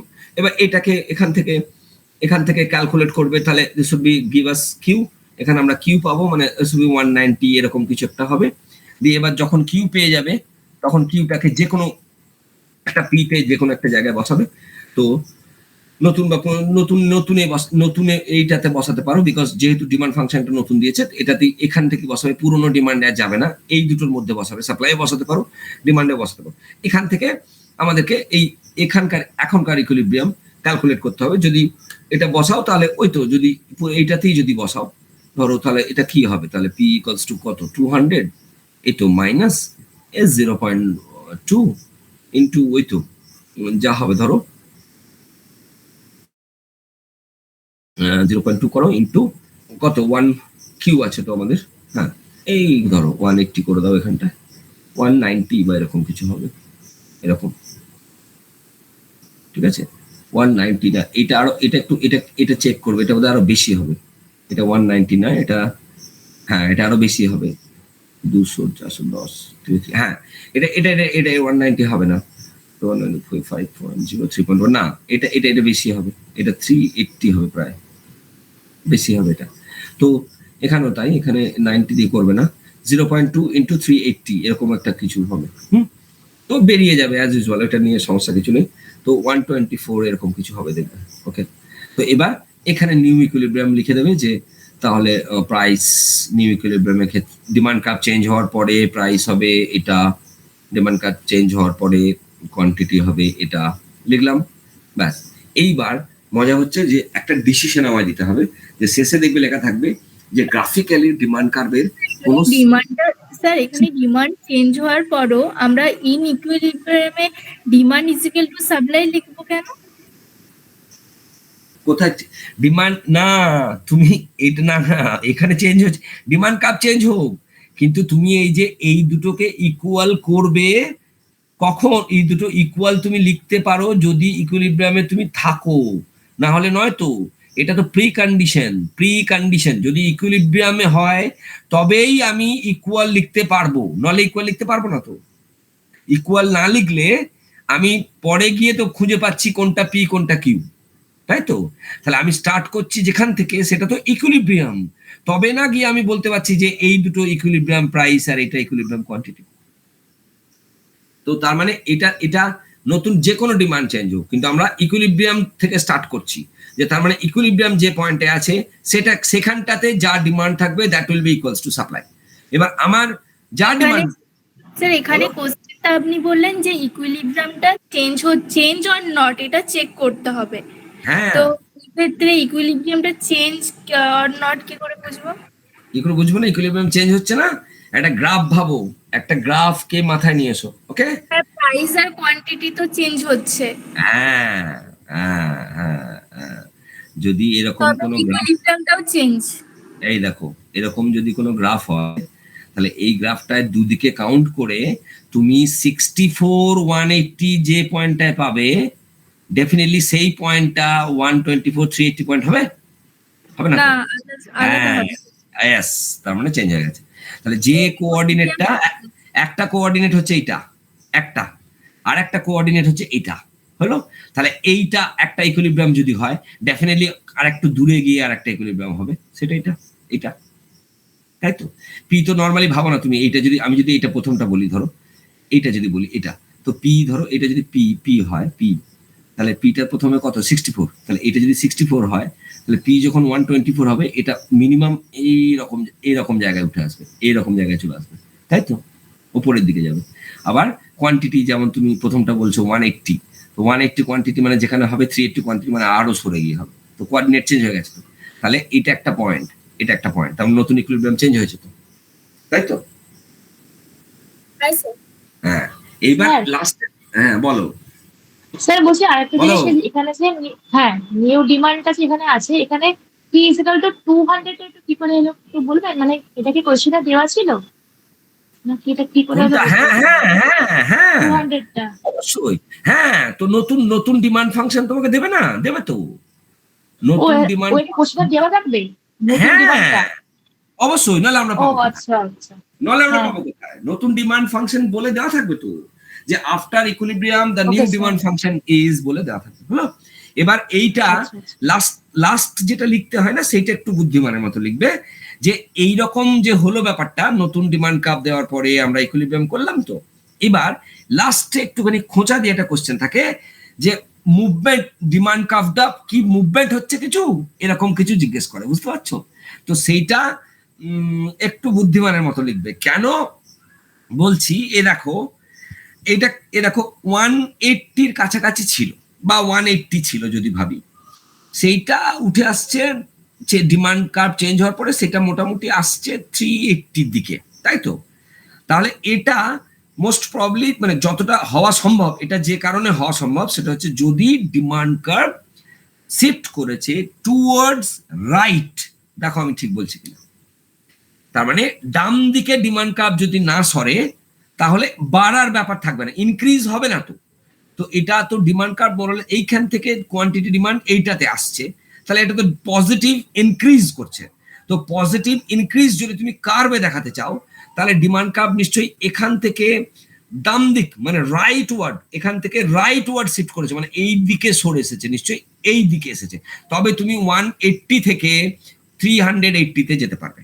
তাহলে এইটা যদি রেজাল্ট হয় তাহলে মোটামুটি আমরা শেষে লিখতে পারি যে the demand curve will shift in this case to the right, মানে ডিমান্ড কার্ভ অ্যাকচুয়ালি ডান দিকে শিফট করবে, কারণ এইটা তাই বলছে যে 180টা বেড়ে যদি 380 কাছাকাছি যায় তাহলে ইনক্রিমেন্ট হয়েছে একটা ডিমান্ডের এবং সেটা পজিটিভ হয়েছে। এটা সম্ভব যদি ডিমান্ড কার্ভ ডান দিকে শিফট করে থাকে, মানে রাইট ওয়ার্ড শিফট করে থাকে। এটা কিন্তু লাস্টে লিখতে হবে যে ডিমান্ড কার্ভটা টু এরকম সিচুয়েশন যদি হয়ে থাকে তাহলে ডিমান্ড কার্ভটা টুয়ার্ডস রাইট অ্যাকচুয়ালি শিফট করেছে টুয়ার্ডস রাইট, ঠিক আছে। এইটা হচ্ছে কমন ফরম্যাট। যদি আমরা কখনো যদি ইয়ে করি তোমার ডিমান্ড সাপ্লাই এর যদি কোনো অঙ্ক করো, তো তাহলে সেইটার যে কমন ফরম্যাট সেটা হচ্ছে এটা। মানে আমরা সবসময় দেখবো যে ডিমান্ড ফাংশনটা দেওয়া আছে কিনা, তারপর দেখবো সাপ্লাই ফাংশন দেওয়া আছে কিনা, এবং অবভিয়াসলি আমরা ইকুইলিব্রিয়ামটাকে স্ট্যান্ডার্ড জায়গা ধরবো, সেখানে ডিমান্ড ইকুয়ালস টু সাপ্লাই বসাবো, ডিমান্ড ইকুয়েশনকে সাপ্লাই ইকুয়েশনকে নিয়ে আসবো, সেখান থেকে প্রাইমারিলি চেষ্টা করব কোয়ান্টিটিটাকে বের করতে। যদি আমরা আউটপুট পেয়ে যাই, তাহলে সেটা যে কোনো একটা সাপ্লাইয়ে বা ডিমান্ডে যে কোনো ইকুয়েশনে বসালে আমরা প্রাইস পাবো, এবং তাহলে প্রাইস এবং ইকুইলিব্রিয়ামের মধ্যে প্রাইস এবং কোয়ান্টিটি কম্বিনেশনটা বের করাটাই আমাদের কাজ। তো কোয়ান্টিটি কম্বিনেশনটা আমরা ইকুইলিব্রিয়াম কম্বিনেশনটা বার করব, যে কোনটা প্রাইস কোনটা কোয়ান্টিটি বের করবো, এবং সেই কম্বিনেশনটা আমরা লিখবো যে এটা প্রাইস এটা কোয়ান্টিটি। ব্যাস, এটাই আমাদের কাজ। মানে এর এর এর বাইরে খুব একটা কিছু কাজকর্ম এখানে নেই, ঠিক আছে?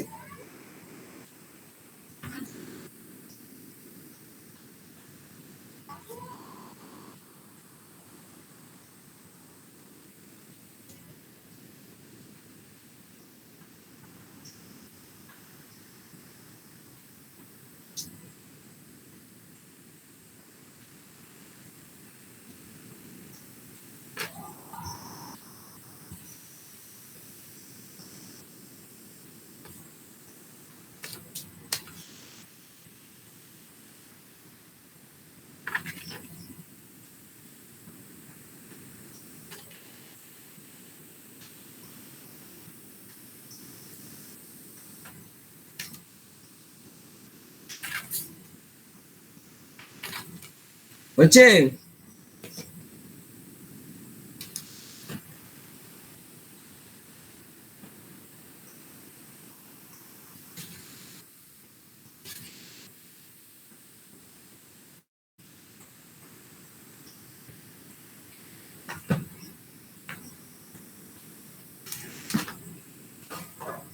ডিকিউ লেখা তো, বলো ডিকিউ ইকুয়াল টু 55, ওটা তো কোনটা?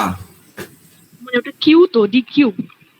হ্যাঁ আচ্ছা আচ্ছা, হ্যাঁ দেখি দেখি তো লিখবো।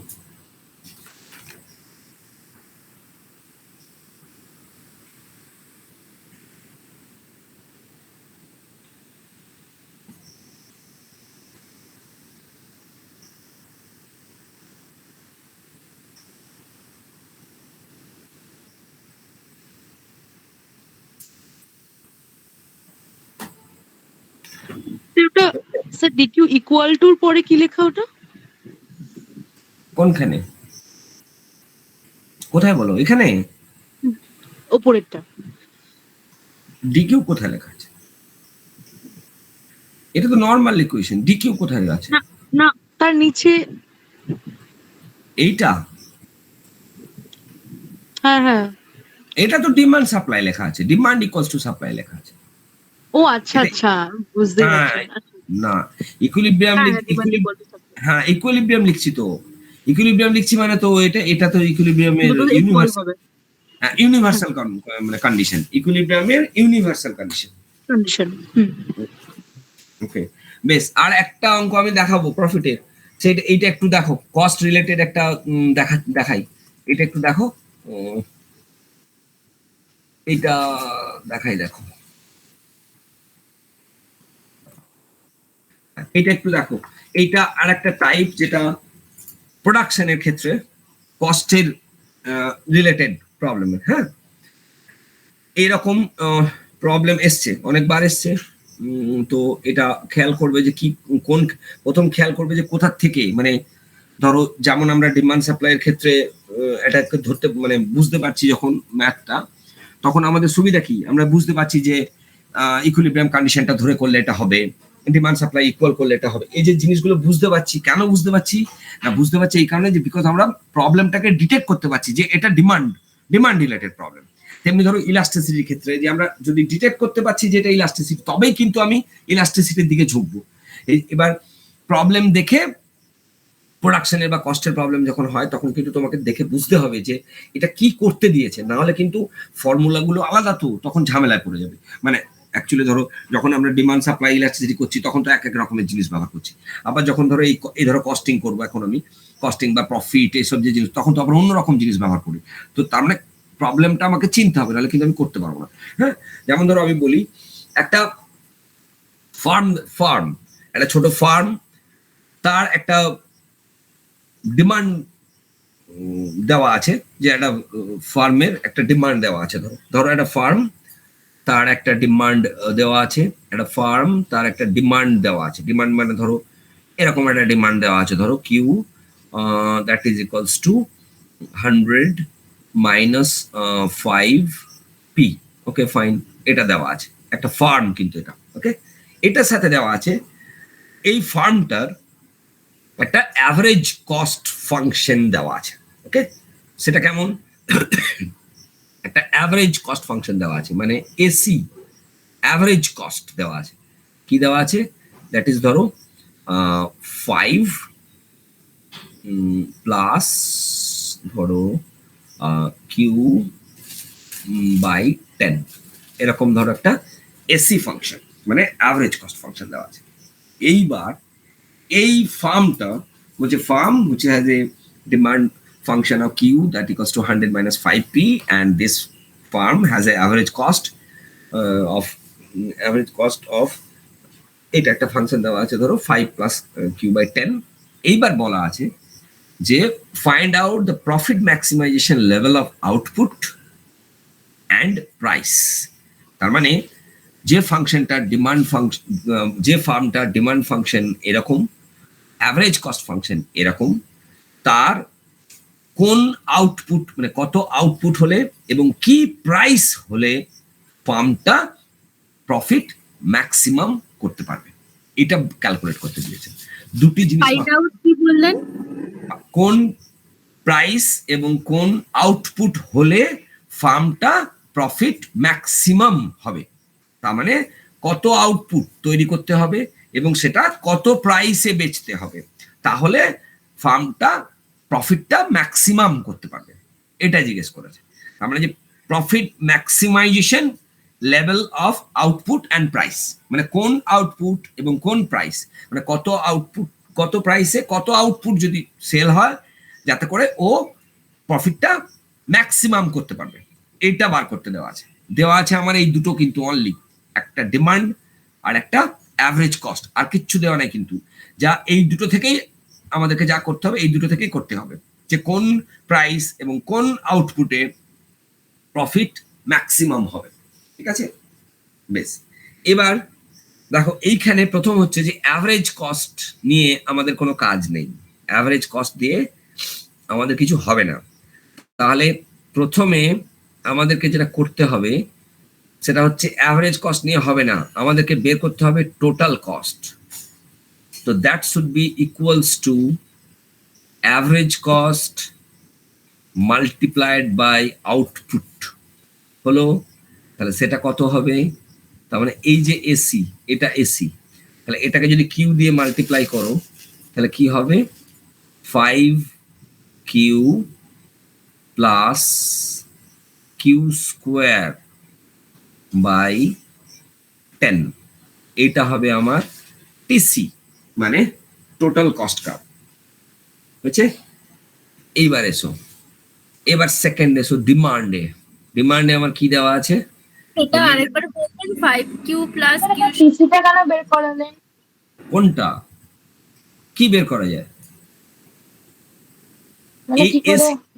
এসিটা দেওয়া আছে, অ্যাভারেজ কস্টটা দেওয়া আছে তো, কিন্তু অ্যাভারেজ কস্ট থেকে তো আমার প্রফিট বেরোবার কোনো রাস্তা নেই, আমাকে টোটাল কস্ট বের করতে হবে, টোটাল কস্ট। তাহলে টোটাল কস্ট মানে কি? Average cost multiplied by output, মানে যত ইউনিট তৈরি হবে আর অ্যাভারেজ যত কস্টিং এক একটার হবে, সেইটা তাহলে টোটাল কস্ট। আউটপুট, আউটপুট কিউটা আউটপুট, কিউটা আউটপুট, এটাই তো ডিমান্ড, এটাই আর তো আউটপুট। ওকে স্যার ভেরিয়েবলটা কোন হচ্ছে তো? হ্যাঁ হ্যাঁ, মানে স্যার অ্যাভারেজ কস্টের সাথে তো একটা ভেরিয়েবল গুণ হচ্ছে, যেটা করলেন মানে কিউ এর সাথে 5 আবার গুণ হলো আর কিউ এর সাথে কিউ বাই 10 গুণ হলো। হ্যাঁ মানে হ্যাঁ, অ্যাভারেজ ভেরিয়েবলটা কোন কস্টটা হচ্ছে? তারপর স্যার ওটা বসিয়ে হ্যাঁ। দেবে মানে ভ্যালু গুলো। না, অ্যাভারেজ কস্টটা তো আমাদের এখানে একটা ফাংশন। তাহলে এবার এর সাথে আমি কিউ কিভাবে গুণ করব? কিভাবে? এইভাবেই তো করতে হবে, 5 ইন্টু কিউ, আর এখানে কিউ স্কোয়ার বাই 10 নিতে হবে, তাই না? এটা তো একটা ইকুয়েশন, তো এটা আলাদা নয় তো, কিউ 5 প্লাস কিউ বাই 10 এটা। তাহলে এইটা হচ্ছে একটার কস্টিং, অ্যাভারেজ কস্টিং মানে তাই, মানে একটার খরচ এটা। এবার ধরো আমি যদি কিউ তৈরি করে থাকি, তাহলে গোটাটার কত খরচ? কিউ ইন্টু এটা, তাই তো? হ্যাঁ, মানে কিউর ভ্যালুটা বসিয়ে দিলেই তো হবে। হ্যাঁ, তো কিউটা তো আউট না, কিউ এর ভ্যালুটা এখানে কেন বসাবো আমি? আমাকে তো খুঁজতে খুঁজতে বলেছে যে কত প্রফিট ম্যাক্সিমাম হবে কোন আউটপুটে, সেটা খুঁজতে বলেছে। এটা এগুলো খুঁজতে বলেনি তো। তাহলে আমি প্রফিট যে ইকুয়েশন, সেখানটায় কি চাই? সেখানটায় রেভিনিউ চাই, কস্ট চাই, তবে তো আমি প্রফিট ইকুয়েশন পাবো। নাহলে আমি টোটাল কস্ট রেভিনিউ যদি না পাই, তাহলে আমি প্রফিট কিভাবে বের করবো?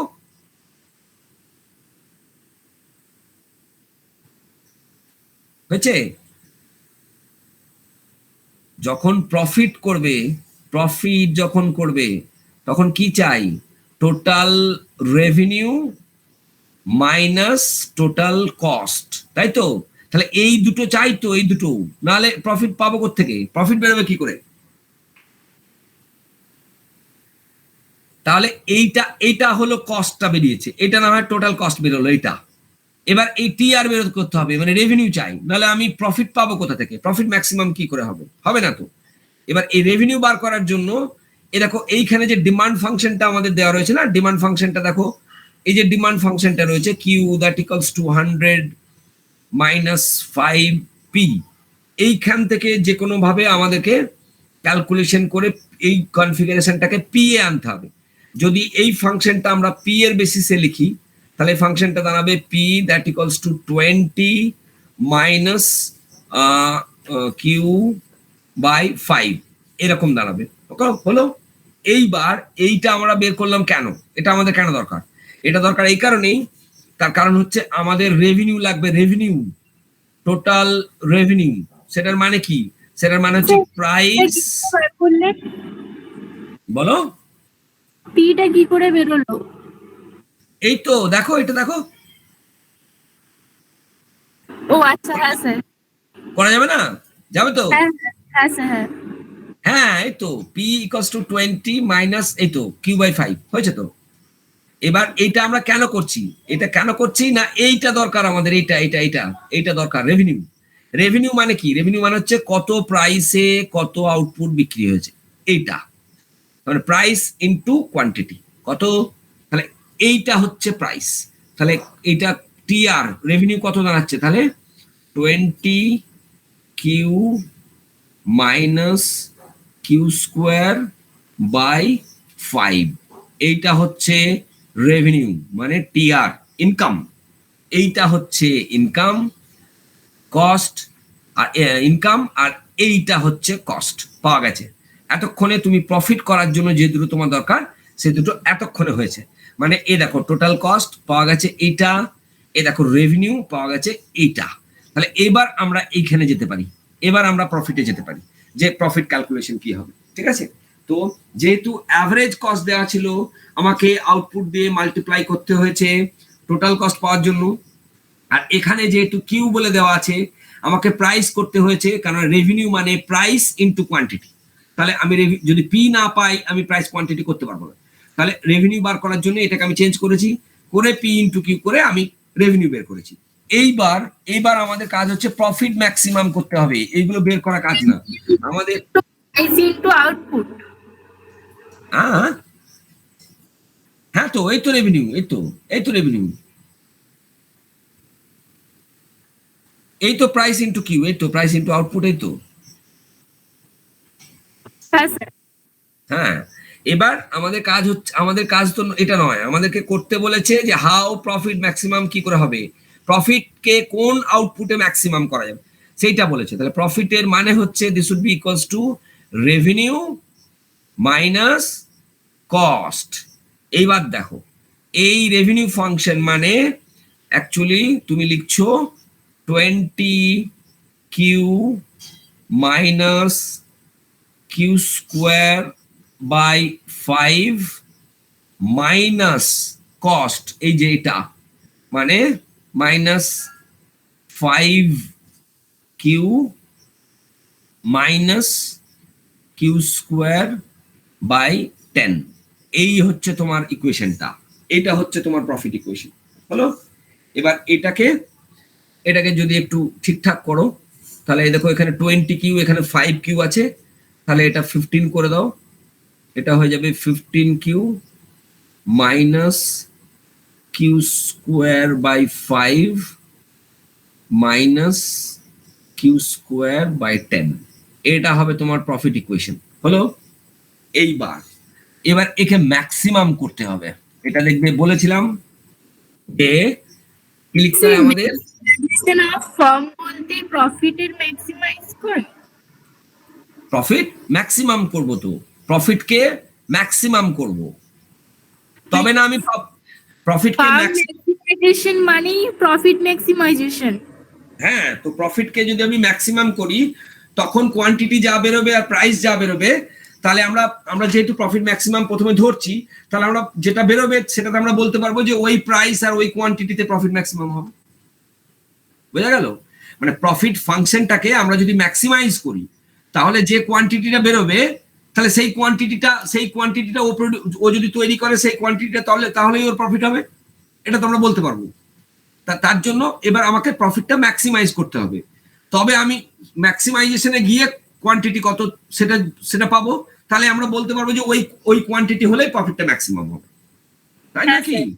হ্যাঁ হ্যাঁ, এবার এইখানে কন্ডিশন বসাবে, এইখান থেকে খুব সিরিয়াস, এই অবধি তো এমনি করে দেবে যে কেউ, এটা কোয়ান্টিটি রেভিনিউ মানে প্রাইস ইনটু কোয়ান্টিটি, কস্ট মানে কস্ট ফাংশন যদি দেওয়া থাকে ভালো, যদি অ্যাভারেজ কস্ট দেওয়া থাকে তাকে আউটপুট দিয়ে মাল্টিপ্লাই করে নেবে, অ্যাভারেজ কস্ট ইনটু আউটপুট করলে টোটাল কস্ট বেরিয়ে যাবে, সেটা লেখা যাবে, টিআর মাইনাস টিসি যখনই করবে সেটা প্রফিট ফাংশন, সেটা লিখেও ফেলবে, কোনো সমস্যা নাই, সব এইখান থেকে ক্লিয়ার লিখবে, নাহলে কিন্তু কেটে দেবে। যে এই যে তুমি প্রফিটকে ম্যাক্সিমাম করবে, মানে এই যে ইকুয়েশনটা এখানে আমি আরেকবার লিখি, ধর এটা পাই লিখি, পাই দ্যাট শুড বি, এই যে তুমি ইকুয়েশনটা লিখছো এই পাই ইকুয়েশনটা, এইবার ইকুয়েশন সবাই ফার্স্ট অর্ডার ডেরিভেটিভের পরেই ম্যাক্সিমাম হয় এরকম নাও হতে পারে, তখন second order condition fill up করতে হয়, সেইটাকে নজর দিয়ে দেখো, কারণ এমন অনেক ইকুয়েশন হবে যেটা তুমি ফার্স্ট অর্ডার কন্ডিশনে স্যাটিসফ্যাক্টরি রেজাল্ট নাও পেতে পারো, তাহলে তখন সেকেন্ড অর্ডার করতে হবে, নাহলে তুমি ফাইনালাইজ বলতেই পারবে না যে কোন আউটপুটে বা কোন প্রাইসে প্রফিট ম্যাক্সিমাম হবে। ওকে, এবার প্রথম আমরা কি লিখবো না, এইটা স্ট্রেট লিখবে, যখন লিখবে যে প্রথম আমাদেরকে লিখতে হয় first order condition for profit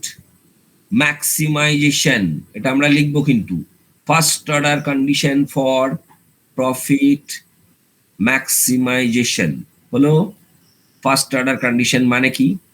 first order condition মানে হচ্ছে এই যে প্রফিট ফাংশনটা, সেইটার প্রফিট ফাংশনটা derivative with respect to output, তার মানে ফার্স্ট অর্ডার কন্ডিশন মানে হচ্ছে যে এই D pi by D Q, এই ফার্স্ট অর্ডার ডেরিভেটিভটা should be equals to 0. This is the first order condition for profit maximization. মানে first order condition বললে derivative of the pi function with respect to output should be considered as 0, and that is the first order condition for maximization. তাহলে এইবার এটার first order condition যদি এটা হয়, তাহলে তোমার ক্ষেত্রে এটা কি দাঁড়াচ্ছে, তোমার ক্ষেত্রে এই D pi by D Q যদি করতে হয়, এই ফাংশনটার ফার্স্ট অর্ডার ডেরিভেটিভ করছে এটা, তাহলে কি হবে, এটা কিউ ডি, এটা কিউ এর রেসপেক্টে, তাহলে এটা হয়ে যাবে 15 মাইনাস, এ দেখো কিউ এর রেসপেক্টে করছি, তাহলে এটা 2 কিউ, তার মানে এটা 2 কিউ বাই 5 মাইনাস এটা 2 কিউ বাই 10 আছে, কিউ 2 10 কেটে যাবে, তাহলে এটা কিউ বাই 5, কিউ বাই 5, তার মানে তোমার হিসাবে ইকুয়েশনটার ফার্স্ট অর্ডার ডেরিভেটিভ মানে হচ্ছে 15 minus 2q by 5 minus q by 5, that should be consider as 0। এইটা হচ্ছে তোমার ফার্স্ট অর্ডার কন্ডিশন হলো। এইটাকে যদি সলভ করো, এই জিনিসটাকে যদি সলভ করতে হবে, সলভ করলে দেখবে এখানে প্রথম তুমি কিউ পাবে একটা ভ্যালু, দ্যাট শুড বি 25 এরকম ইউনিট। ওকে, এটা সলভ করলে এটা পাওয়া যাবে। তার মানে একটা কোয়ান্টিটি 25 ইউনিট পাওয়া গেছে। তার মানে 25 ইউনিট আউটপুট হলে প্রফিট ম্যাক্সিমাইজেশন হবে according to first order condition. শুধুমাত্র ফার্স্ট অর্ডার কন্ডিশন হয়েছে, কিন্তু এটা ফার্স্ট অর্ডার কন্ডিশন অনুযায়ী 25 ইউনিট যদি প্রোডাকশন হয়, আউটপুট হয়, তাহলেই প্রফিট ম্যাক্সিমাম হবে। কিন্তু এইটাই ফাইনাল কিনা সেটা আমাদেরকে দেখতে হবে সেকেন্ড অর্ডার কন্ডিশন করে, যে এইটাই ফাইনাল কিনা, যে কিউ ইকুয়ালস টু 25টাই ফাইনাল না ফাইনাল না সেটা দেখতে হবে। তো এবার সেইটা যখন দেখতে হবে তখন আমরা আমাদের সেকেন্ড অর্ডার কন্ডিশন যখন বলা হয়, সেকেন্ড অর্ডার কন্ডিশনের নিয়ম হচ্ছে যে কি করতে হবে না, এইটা যেমন ফার্স্ট অর্ডার কন্ডিশন লিখলে ওখানে, তেমনি সেম একটা জিনিস নিচে লিখবে যে second order condition for, sir বলো বলো। স্যার ফার্স্ট অর্ডার কন্ডিশন মানে সবসময় D pi by D two equal to 0, এটা সবসময় হবে তো 0? একদম একদম একদম, ওকে যে ফাংশনটার ম্যাক্সিমাইজেশন করবে with respect to that first order derivative equals to 0, এটাই ফার্স্ট অর্ডার কন্ডিশন হবে সব ক্ষেত্রে। তাতে তুমি কস্ট করো, প্রফিট করো, বা যদি অন্য কোনো ফাংশনে করছো, সবসময় এটা ঠিক আছে। মানে সেকেন্ড অর্ডারটা কেন বার করছি আরেকবার বলবেন? হ্যাঁ, সেকেন্ড অর্ডার হচ্ছে এই যে ফার্স্ট অর্ডারে তুমি বলছো, ধরো এখানে ধরো যদি আমি ভাবি যে অঙ্কটা হয়ে গেছে, এটা কিন্তু হয়ে গেছে মানে কি, ধরো এখানে আমি ছেড়ে দিলাম, আমি বললাম যে 25 ইউনিট কিউ হলেই প্রফিট ম্যাক্সিমাম। ওকে, এইবার এইটা হচ্ছে একটা অ্যাঙ্গেলে যদি ধরো কেউ চেজ করে যে এই উত্তরটাই একদম 100%, মানে এটা উত্তর এবং শিওর এটাই উত্তর, এই শিওর এটাই উত্তরটা শুধুমাত্র ফার্স্ট অর্ডার কন্ডিশন দিয়ে বলা যায় না। ফার্স্ট অর্ডার কন্ডিশন দিয়ে তুমি বলতে পারো যে এটার ম্যাক্স কিউ ইকুয়ালস টু 25 হবে। সেকেন্ড অর্ডার কন্ডিশন মানে হচ্ছে একদম যেটা বেরোচ্ছে সেকেন্ড অর্ডার কন্ডিশন, যদি সেটা ধরো এই 25, এই যে 25 বেরিয়েছে, এই 25টা যদি সেকেন্ড অর্ডার কন্ডিশনকে ফিল আপ করে তাহলে শিওর সেটা 25, বুঝেছো? মানে ওখানে গিয়ে বদলে যাবে না, আমরা শুধু দেখবো সেকেন্ড অর্ডার কন্ডিশনটা এই 25 ভ্যালুটা ফিল আপ করতে পারছে কিনা, আর আমাদের কিছু দেখতে হয় না। এইটা সেকেন্ড অর্ডার কন্ডিশনে শুধুমাত্র দেখতে হবে যে second order condition Q equals to 25 second order condition fill up করছে কিনা, আর কিছু দেখতে হয় না আমাদের, যে এইটাই second order condition fill up করে না করে না, আর কিছু দেখতে হয় না। কিন্তু মানে 25 আবার গিয়ে একটা ভ্যালু বেরোবে এরকম না, যে তুমি আর একটা করলে আর একটা ভ্যালু বেরোবে তা না, ভ্যালুটা 25ই। এবার সেকেন্ড অর্ডার কন্ডিশনে দেখবে কি করা হয়, এইটা মনে রাখবে যে সেকেন্ড অর্ডার কন্ডিশনে অ্যাকচুয়ালি করা কি হয়। সেকেন্ড অর্ডার কন্ডিশন যখন লিখবে তখন অ্যাকচুয়ালি কি করা হয়, এটা ফার্স্ট অর্ডার করেছো তো, এ দেখো সেকেন্ড অর্ডারে আমাদেরকে লিখতে হয় যে second order condition for profit maximisation, একইভাবে লিখবে যেমন উপরে লিখছো। হ্যাঁ, ম্যাক্সিমাইজেশন, এটা কি করা হয়, সেকেন্ড অর্ডার কন্ডিশন মানে হচ্ছে যে তোমার যে ভ্যালুটা বেরিয়েছে এই যে 25, এই ভ্যালুটা যদি এইটার সেকেন্ড অর্ডার ডেরিভেটিভ করা হয়, সেকেন্ড অর্ডার ডেরিভেটিভ করা হয় মানে যদি আমরা d2 পাই dq স্কোয়ার করি, this would be the second order, তাই তো? সেকেন্ড অর্ডার ডেরিভেটিভটা শুড বি লেস দেন 0, এইটা হচ্ছে second order condition for maximization of profit. এইটা হলো ফার্স্ট অর্ডার এফওসি, এইটা হচ্ছে সেকেন্ড অর্ডার এসওসি, ঠিক আছে? তো এবার সেকেন্ড অর্ডারটা অ্যাকচুয়ালি কনফার্মেশন। দেখো আমরা সেকেন্ড অর্ডার আমাদেরকে এই কারণে করতে হয়, তার কারণ হচ্ছে যে আমরা জানি যে দেখবে যখন এমআরএমসি করো না, সেকেন্ড অর্ডার কন্ডিশন সবসময় কোয়ালিফাই করতে হয়। কেন মনে হচ্ছে তো যে আমরা ফার্স্ট অর্ডার দিয়ে তো করে ফেলতে পারি, তাহলে সেকেন্ড অর্ডার আমরা করতে যাবো কেন? সেকেন্ড অর্ডার আমাদের করতে হয় এই কারণে, দেখবে যখন আমরা ওই টিআরটিসি পড়েছি লাস্ট দিন, তখন দেখবে আমরা যখন এমআরএমসি পড়ছিলাম তখন দেখবে যে এমন গ্রাফে দুটো ইকুইলিব্রিয়াম হচ্ছে, দুটো পয়েন্টেই এমআর ইকুয়ালস টু এমসি হচ্ছে। দেখবে সেকেন্ডে আমরা পড়েছিলাম, দেখবে টিআরটিসির পরে একটা জায়গা আমরা পড়েছি, দেখবে যে কার্ভটা এমসি কার্ভটা এমআর কার্ভটাকে দু জায়গায় টাচ করছে। তাহলে প্রথমটাতেও মার্জিনাল রেভিনিউ মার্জিনাল কস্ট সমান, আবার পরেরটাতেও মার্জিনাল রেভিনিউ মার্জিনাল কস্ট সমান। তাহলে কি দুটো ইকুইলিব্রিয়াম? কিন্তু ইকুইলিব্রিয়াম তো ইউনিক পয়েন্ট বলা হয়, তাহলে দুটো কি করে হবে? তার কারণ কি না, শুধুমাত্র ফার্স্ট অর্ডার কন্ডিশন যদি আমরা ফলো করি তাহলে ওখানে দুটো ইকুইলিব্রিয়াম দেখাবে।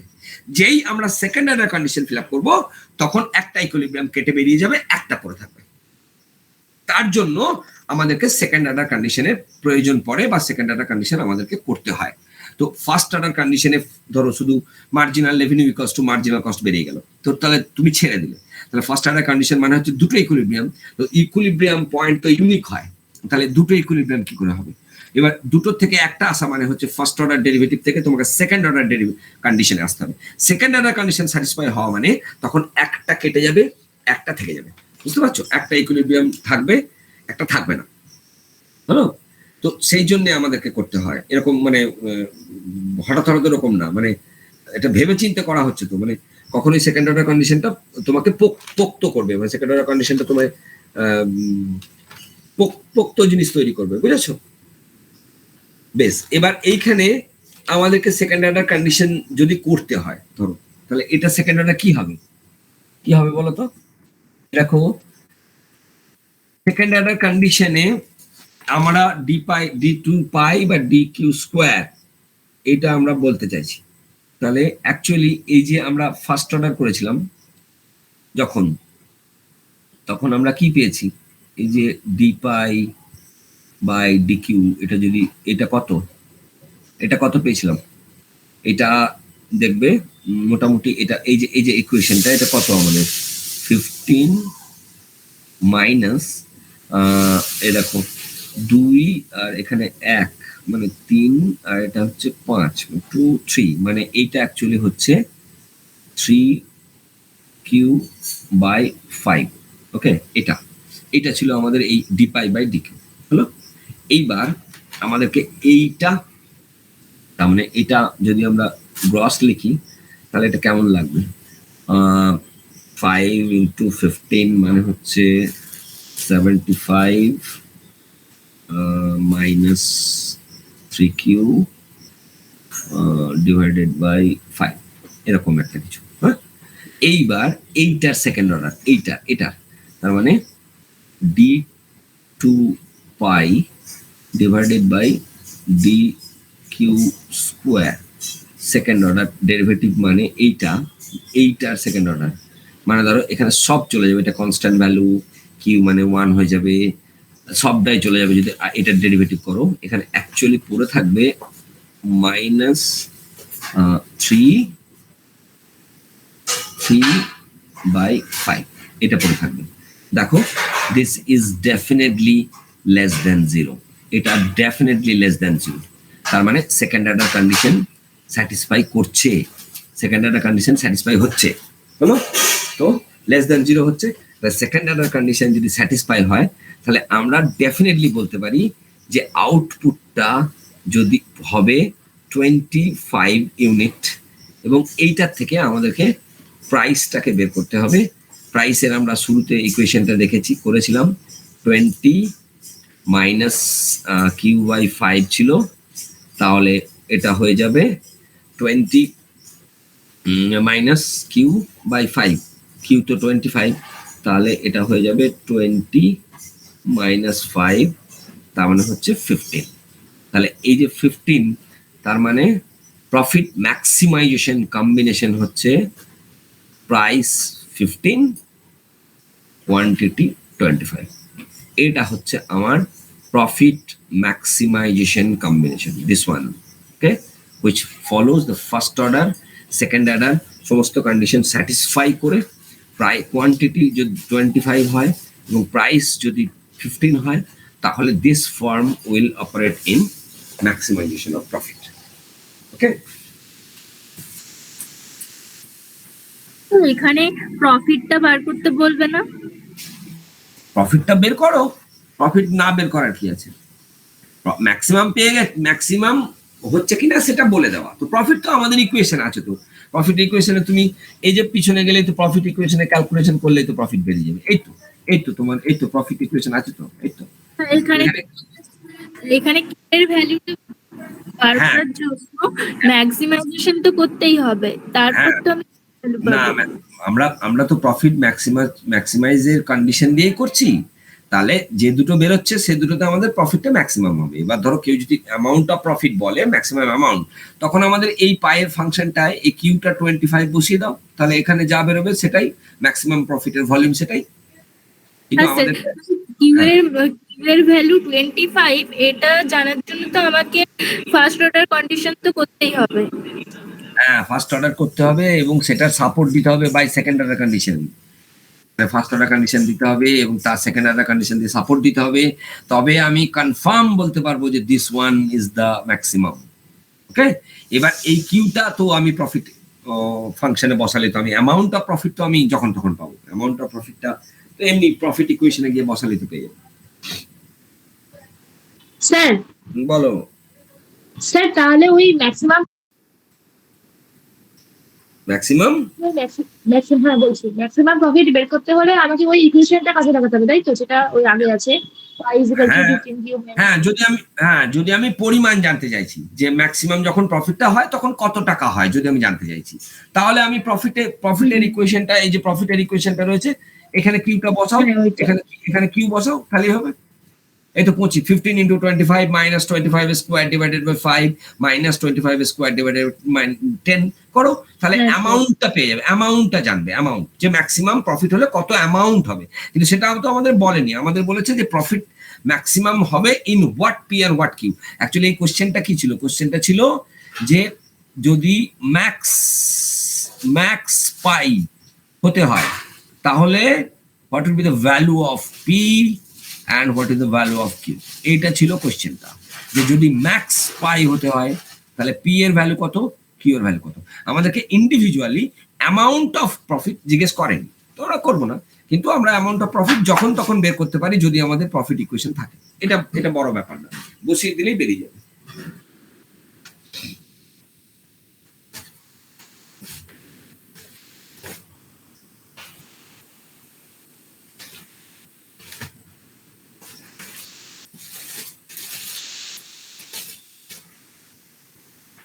ঠিক আছে? হ্যাঁ স্যার। হ্যাঁ স্যার। এইগুলো একটু একটু দেখো, তারপরে আমরা প্রয়োজন হলে আমরা আরেকদিন ম্যাথ করব, ঠিক আছে? আরো চ্যাপ্টার আছে তো, মানে মার্কেটে আরো প্রবলেম আছে, তারপরে প্রজেক্ট ম্যানেজমেন্টে গিয়ে আবার পড়তে হবে, প্রজেক্ট ম্যানেজমেন্টে গিয়েও অঙ্ক আছে, প্রজেক্ট ম্যানেজমেন্টে গিয়ে ইনভেস্টমেন্ট রিলেটেড ম্যাথমেটিক্স আছে। তো আমরা তখন আরেকবার দেখবো ম্যাথ। হ্যাঁ, আরো প্রবলেম আছে দেখবে, সেগুলো আমরা বলি। আর এখানে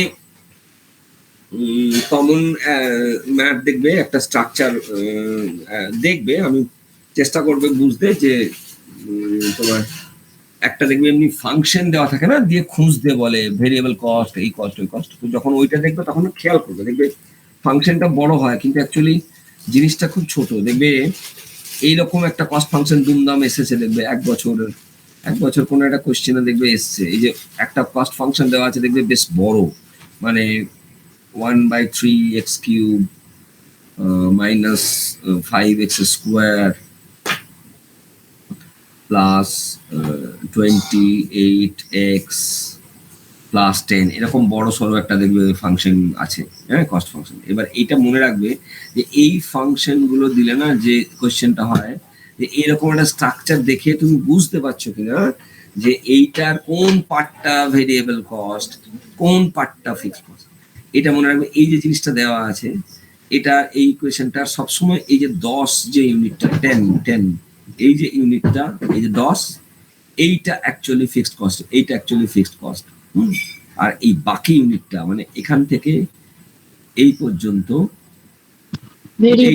হ্যাঁ, এইটা হচ্ছে ভেরিয়েবল, এইটা মনে রাখবে।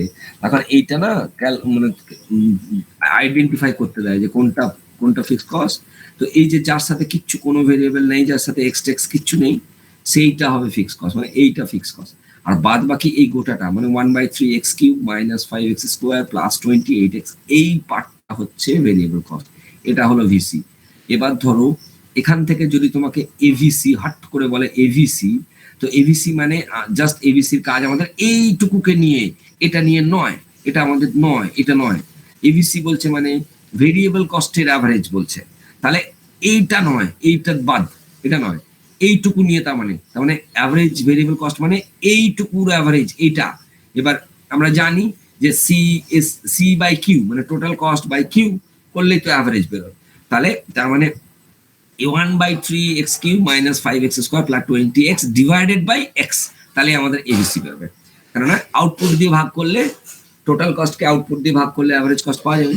তার মানে তখন এবিসি বের করতে বলছে, মানে শুধুমাত্র এই যে 1/3x³ এইটুকু, তার সাথে মাইনাস 5x², তার সাথে প্লাস 28x, এইটুকু হচ্ছে আমার, এইটা হচ্ছে আমার variable, this would be divided by X, তাহলে কিন্তু আমার এবিসি বেরোবে। ওকে, তেমনি যদি বলে এএফসি, মানে average fixed cost, this would be 10 divided by X, তখন এটা 10 তো আলাদা, বুঝতেই পারছি ফিক্সড কস্ট। তাহলে ফিক্সড কস্টটাকে আমি ইউনিট অফ ইউনিট মানে ভেরিয়েবল ইউনিট যেটা আমার আউটপুট ইউনিট এক্স, তাহলে এটা 10/x হবে, তার মানে এএফসিটা 10/x। আর যদি আমাকে অ্যাভারেজ করতে দেয় তাহলে অ্যাভারেজ গোটাটা ডিভাইডেড বাই এক্স, তবে আমি এইটা ক্যালকুলেট করলে তবে পাবো এভিসি। এইগুলো একটু খেয়াল করে করবে, কোনটা ফিক্স কোনটা ভেরিয়েবল সেটা পরে বলো। এক্সটা কি? এক্সট্রা এক্স এরকম ফাংশন আছে মানে এটা কেন জিজ্ঞেস করছো? এরকম ফাংশন আছে মানে কি, এটা এখানে এক্সট্রা আউটপুট, তার মানে এইরকম একটা ফাংশন আছে মানে কি, এটা কস্ট, তো এটা কস্ট, তো এটা যদি এইরকম ফাংশন হয়, এটা যদি কস্ট হয়, তাহলে এক্স গুলো কি, তার মানে এক্স গুলো আউটপুট, তবে না ফাংশনটা এরকম লেখা যাবে। হ্যাঁ, এক্স গুলো আউটপুট। তো এবার যখন ভেরিয়েবল করবে তখন এইটুকু অংশ নিয়ে করবে, কারণ আউটপুটটা যার যার সাথে আছে সেইগুলো ভেরিয়েবল, যার সাথে কোনো এক্স নেই, দেখো এইটা 10 বা 100 এখানে যা থাকবে সিঙ্গেল এজ ইউনিট, এইটা ফিক্স কস্ট, তার মানে এটা চেঞ্জ হচ্ছে না, তাহলে এটা কনস্ট্যান্ট ভ্যালু দেখাচ্ছে, তার মানে এইটার সাথে কোনো এক্স নেই, তার মানে এটা ফিক্স কস্ট, আর বাদ বাকি গোটা ইউনিটটা ভেরিয়েবল, মানে এইটা ভেরিয়েবল কস্ট যতটা এই 1/3 থেকে এক্স পর্যন্ত। এবার অ্যাভারেজ ভেরিয়েবল কস্ট মানে আমার ভেরিয়েবল কস্ট থেকে বেরোবে, অ্যাভারেজ ফিক্স কস্ট মানে আমার ফিক্স কস্ট থেকে বেরোবে। এইগুলোকে একটু খেয়াল করে করবে।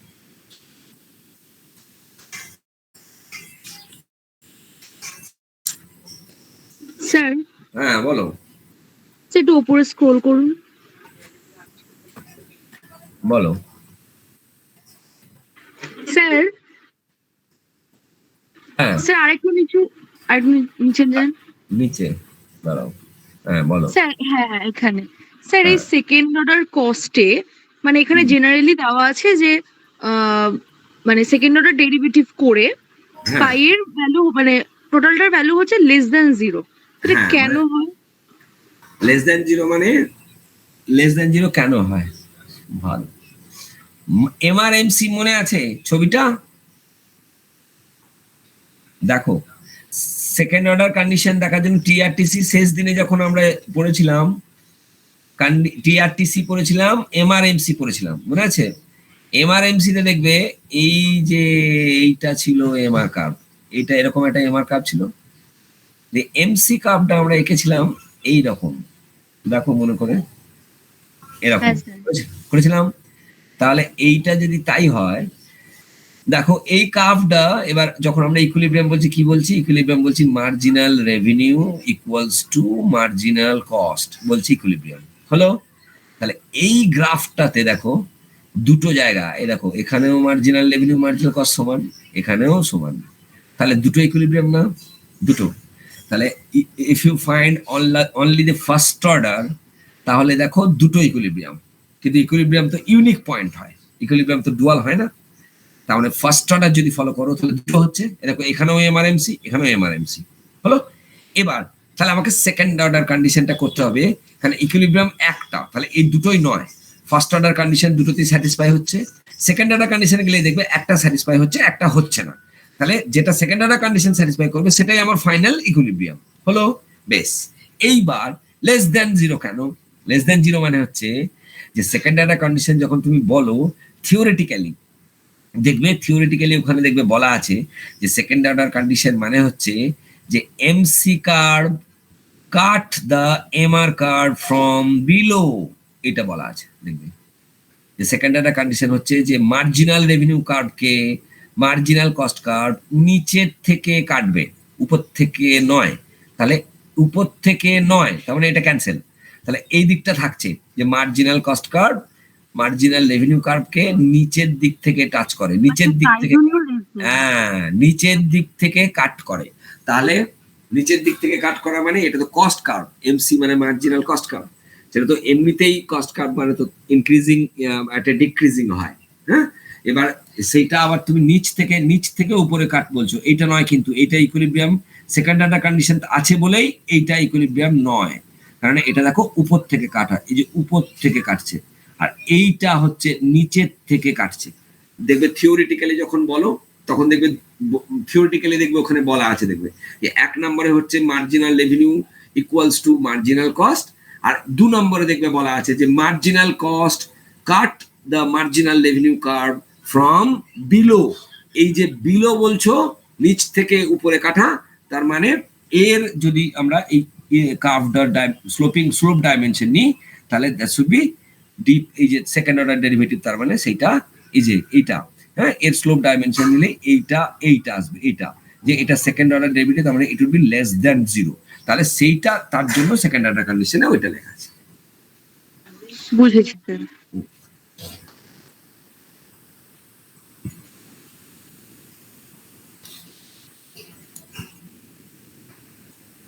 ঠিক আছে, এটা আমরা আরো 1-2 দিন অঙ্ক করব, হ্যাঁ কারণ প্রবলেম আরো টাইপের প্রবলেম আছে, তো সেগুলো নিয়ে আমরা আরেকদিন পড়বো। আমরা মার্কেট পড়া শুরু করি, দেন আরেক দিন আমরা ম্যাথ করব, ঠিক আছে।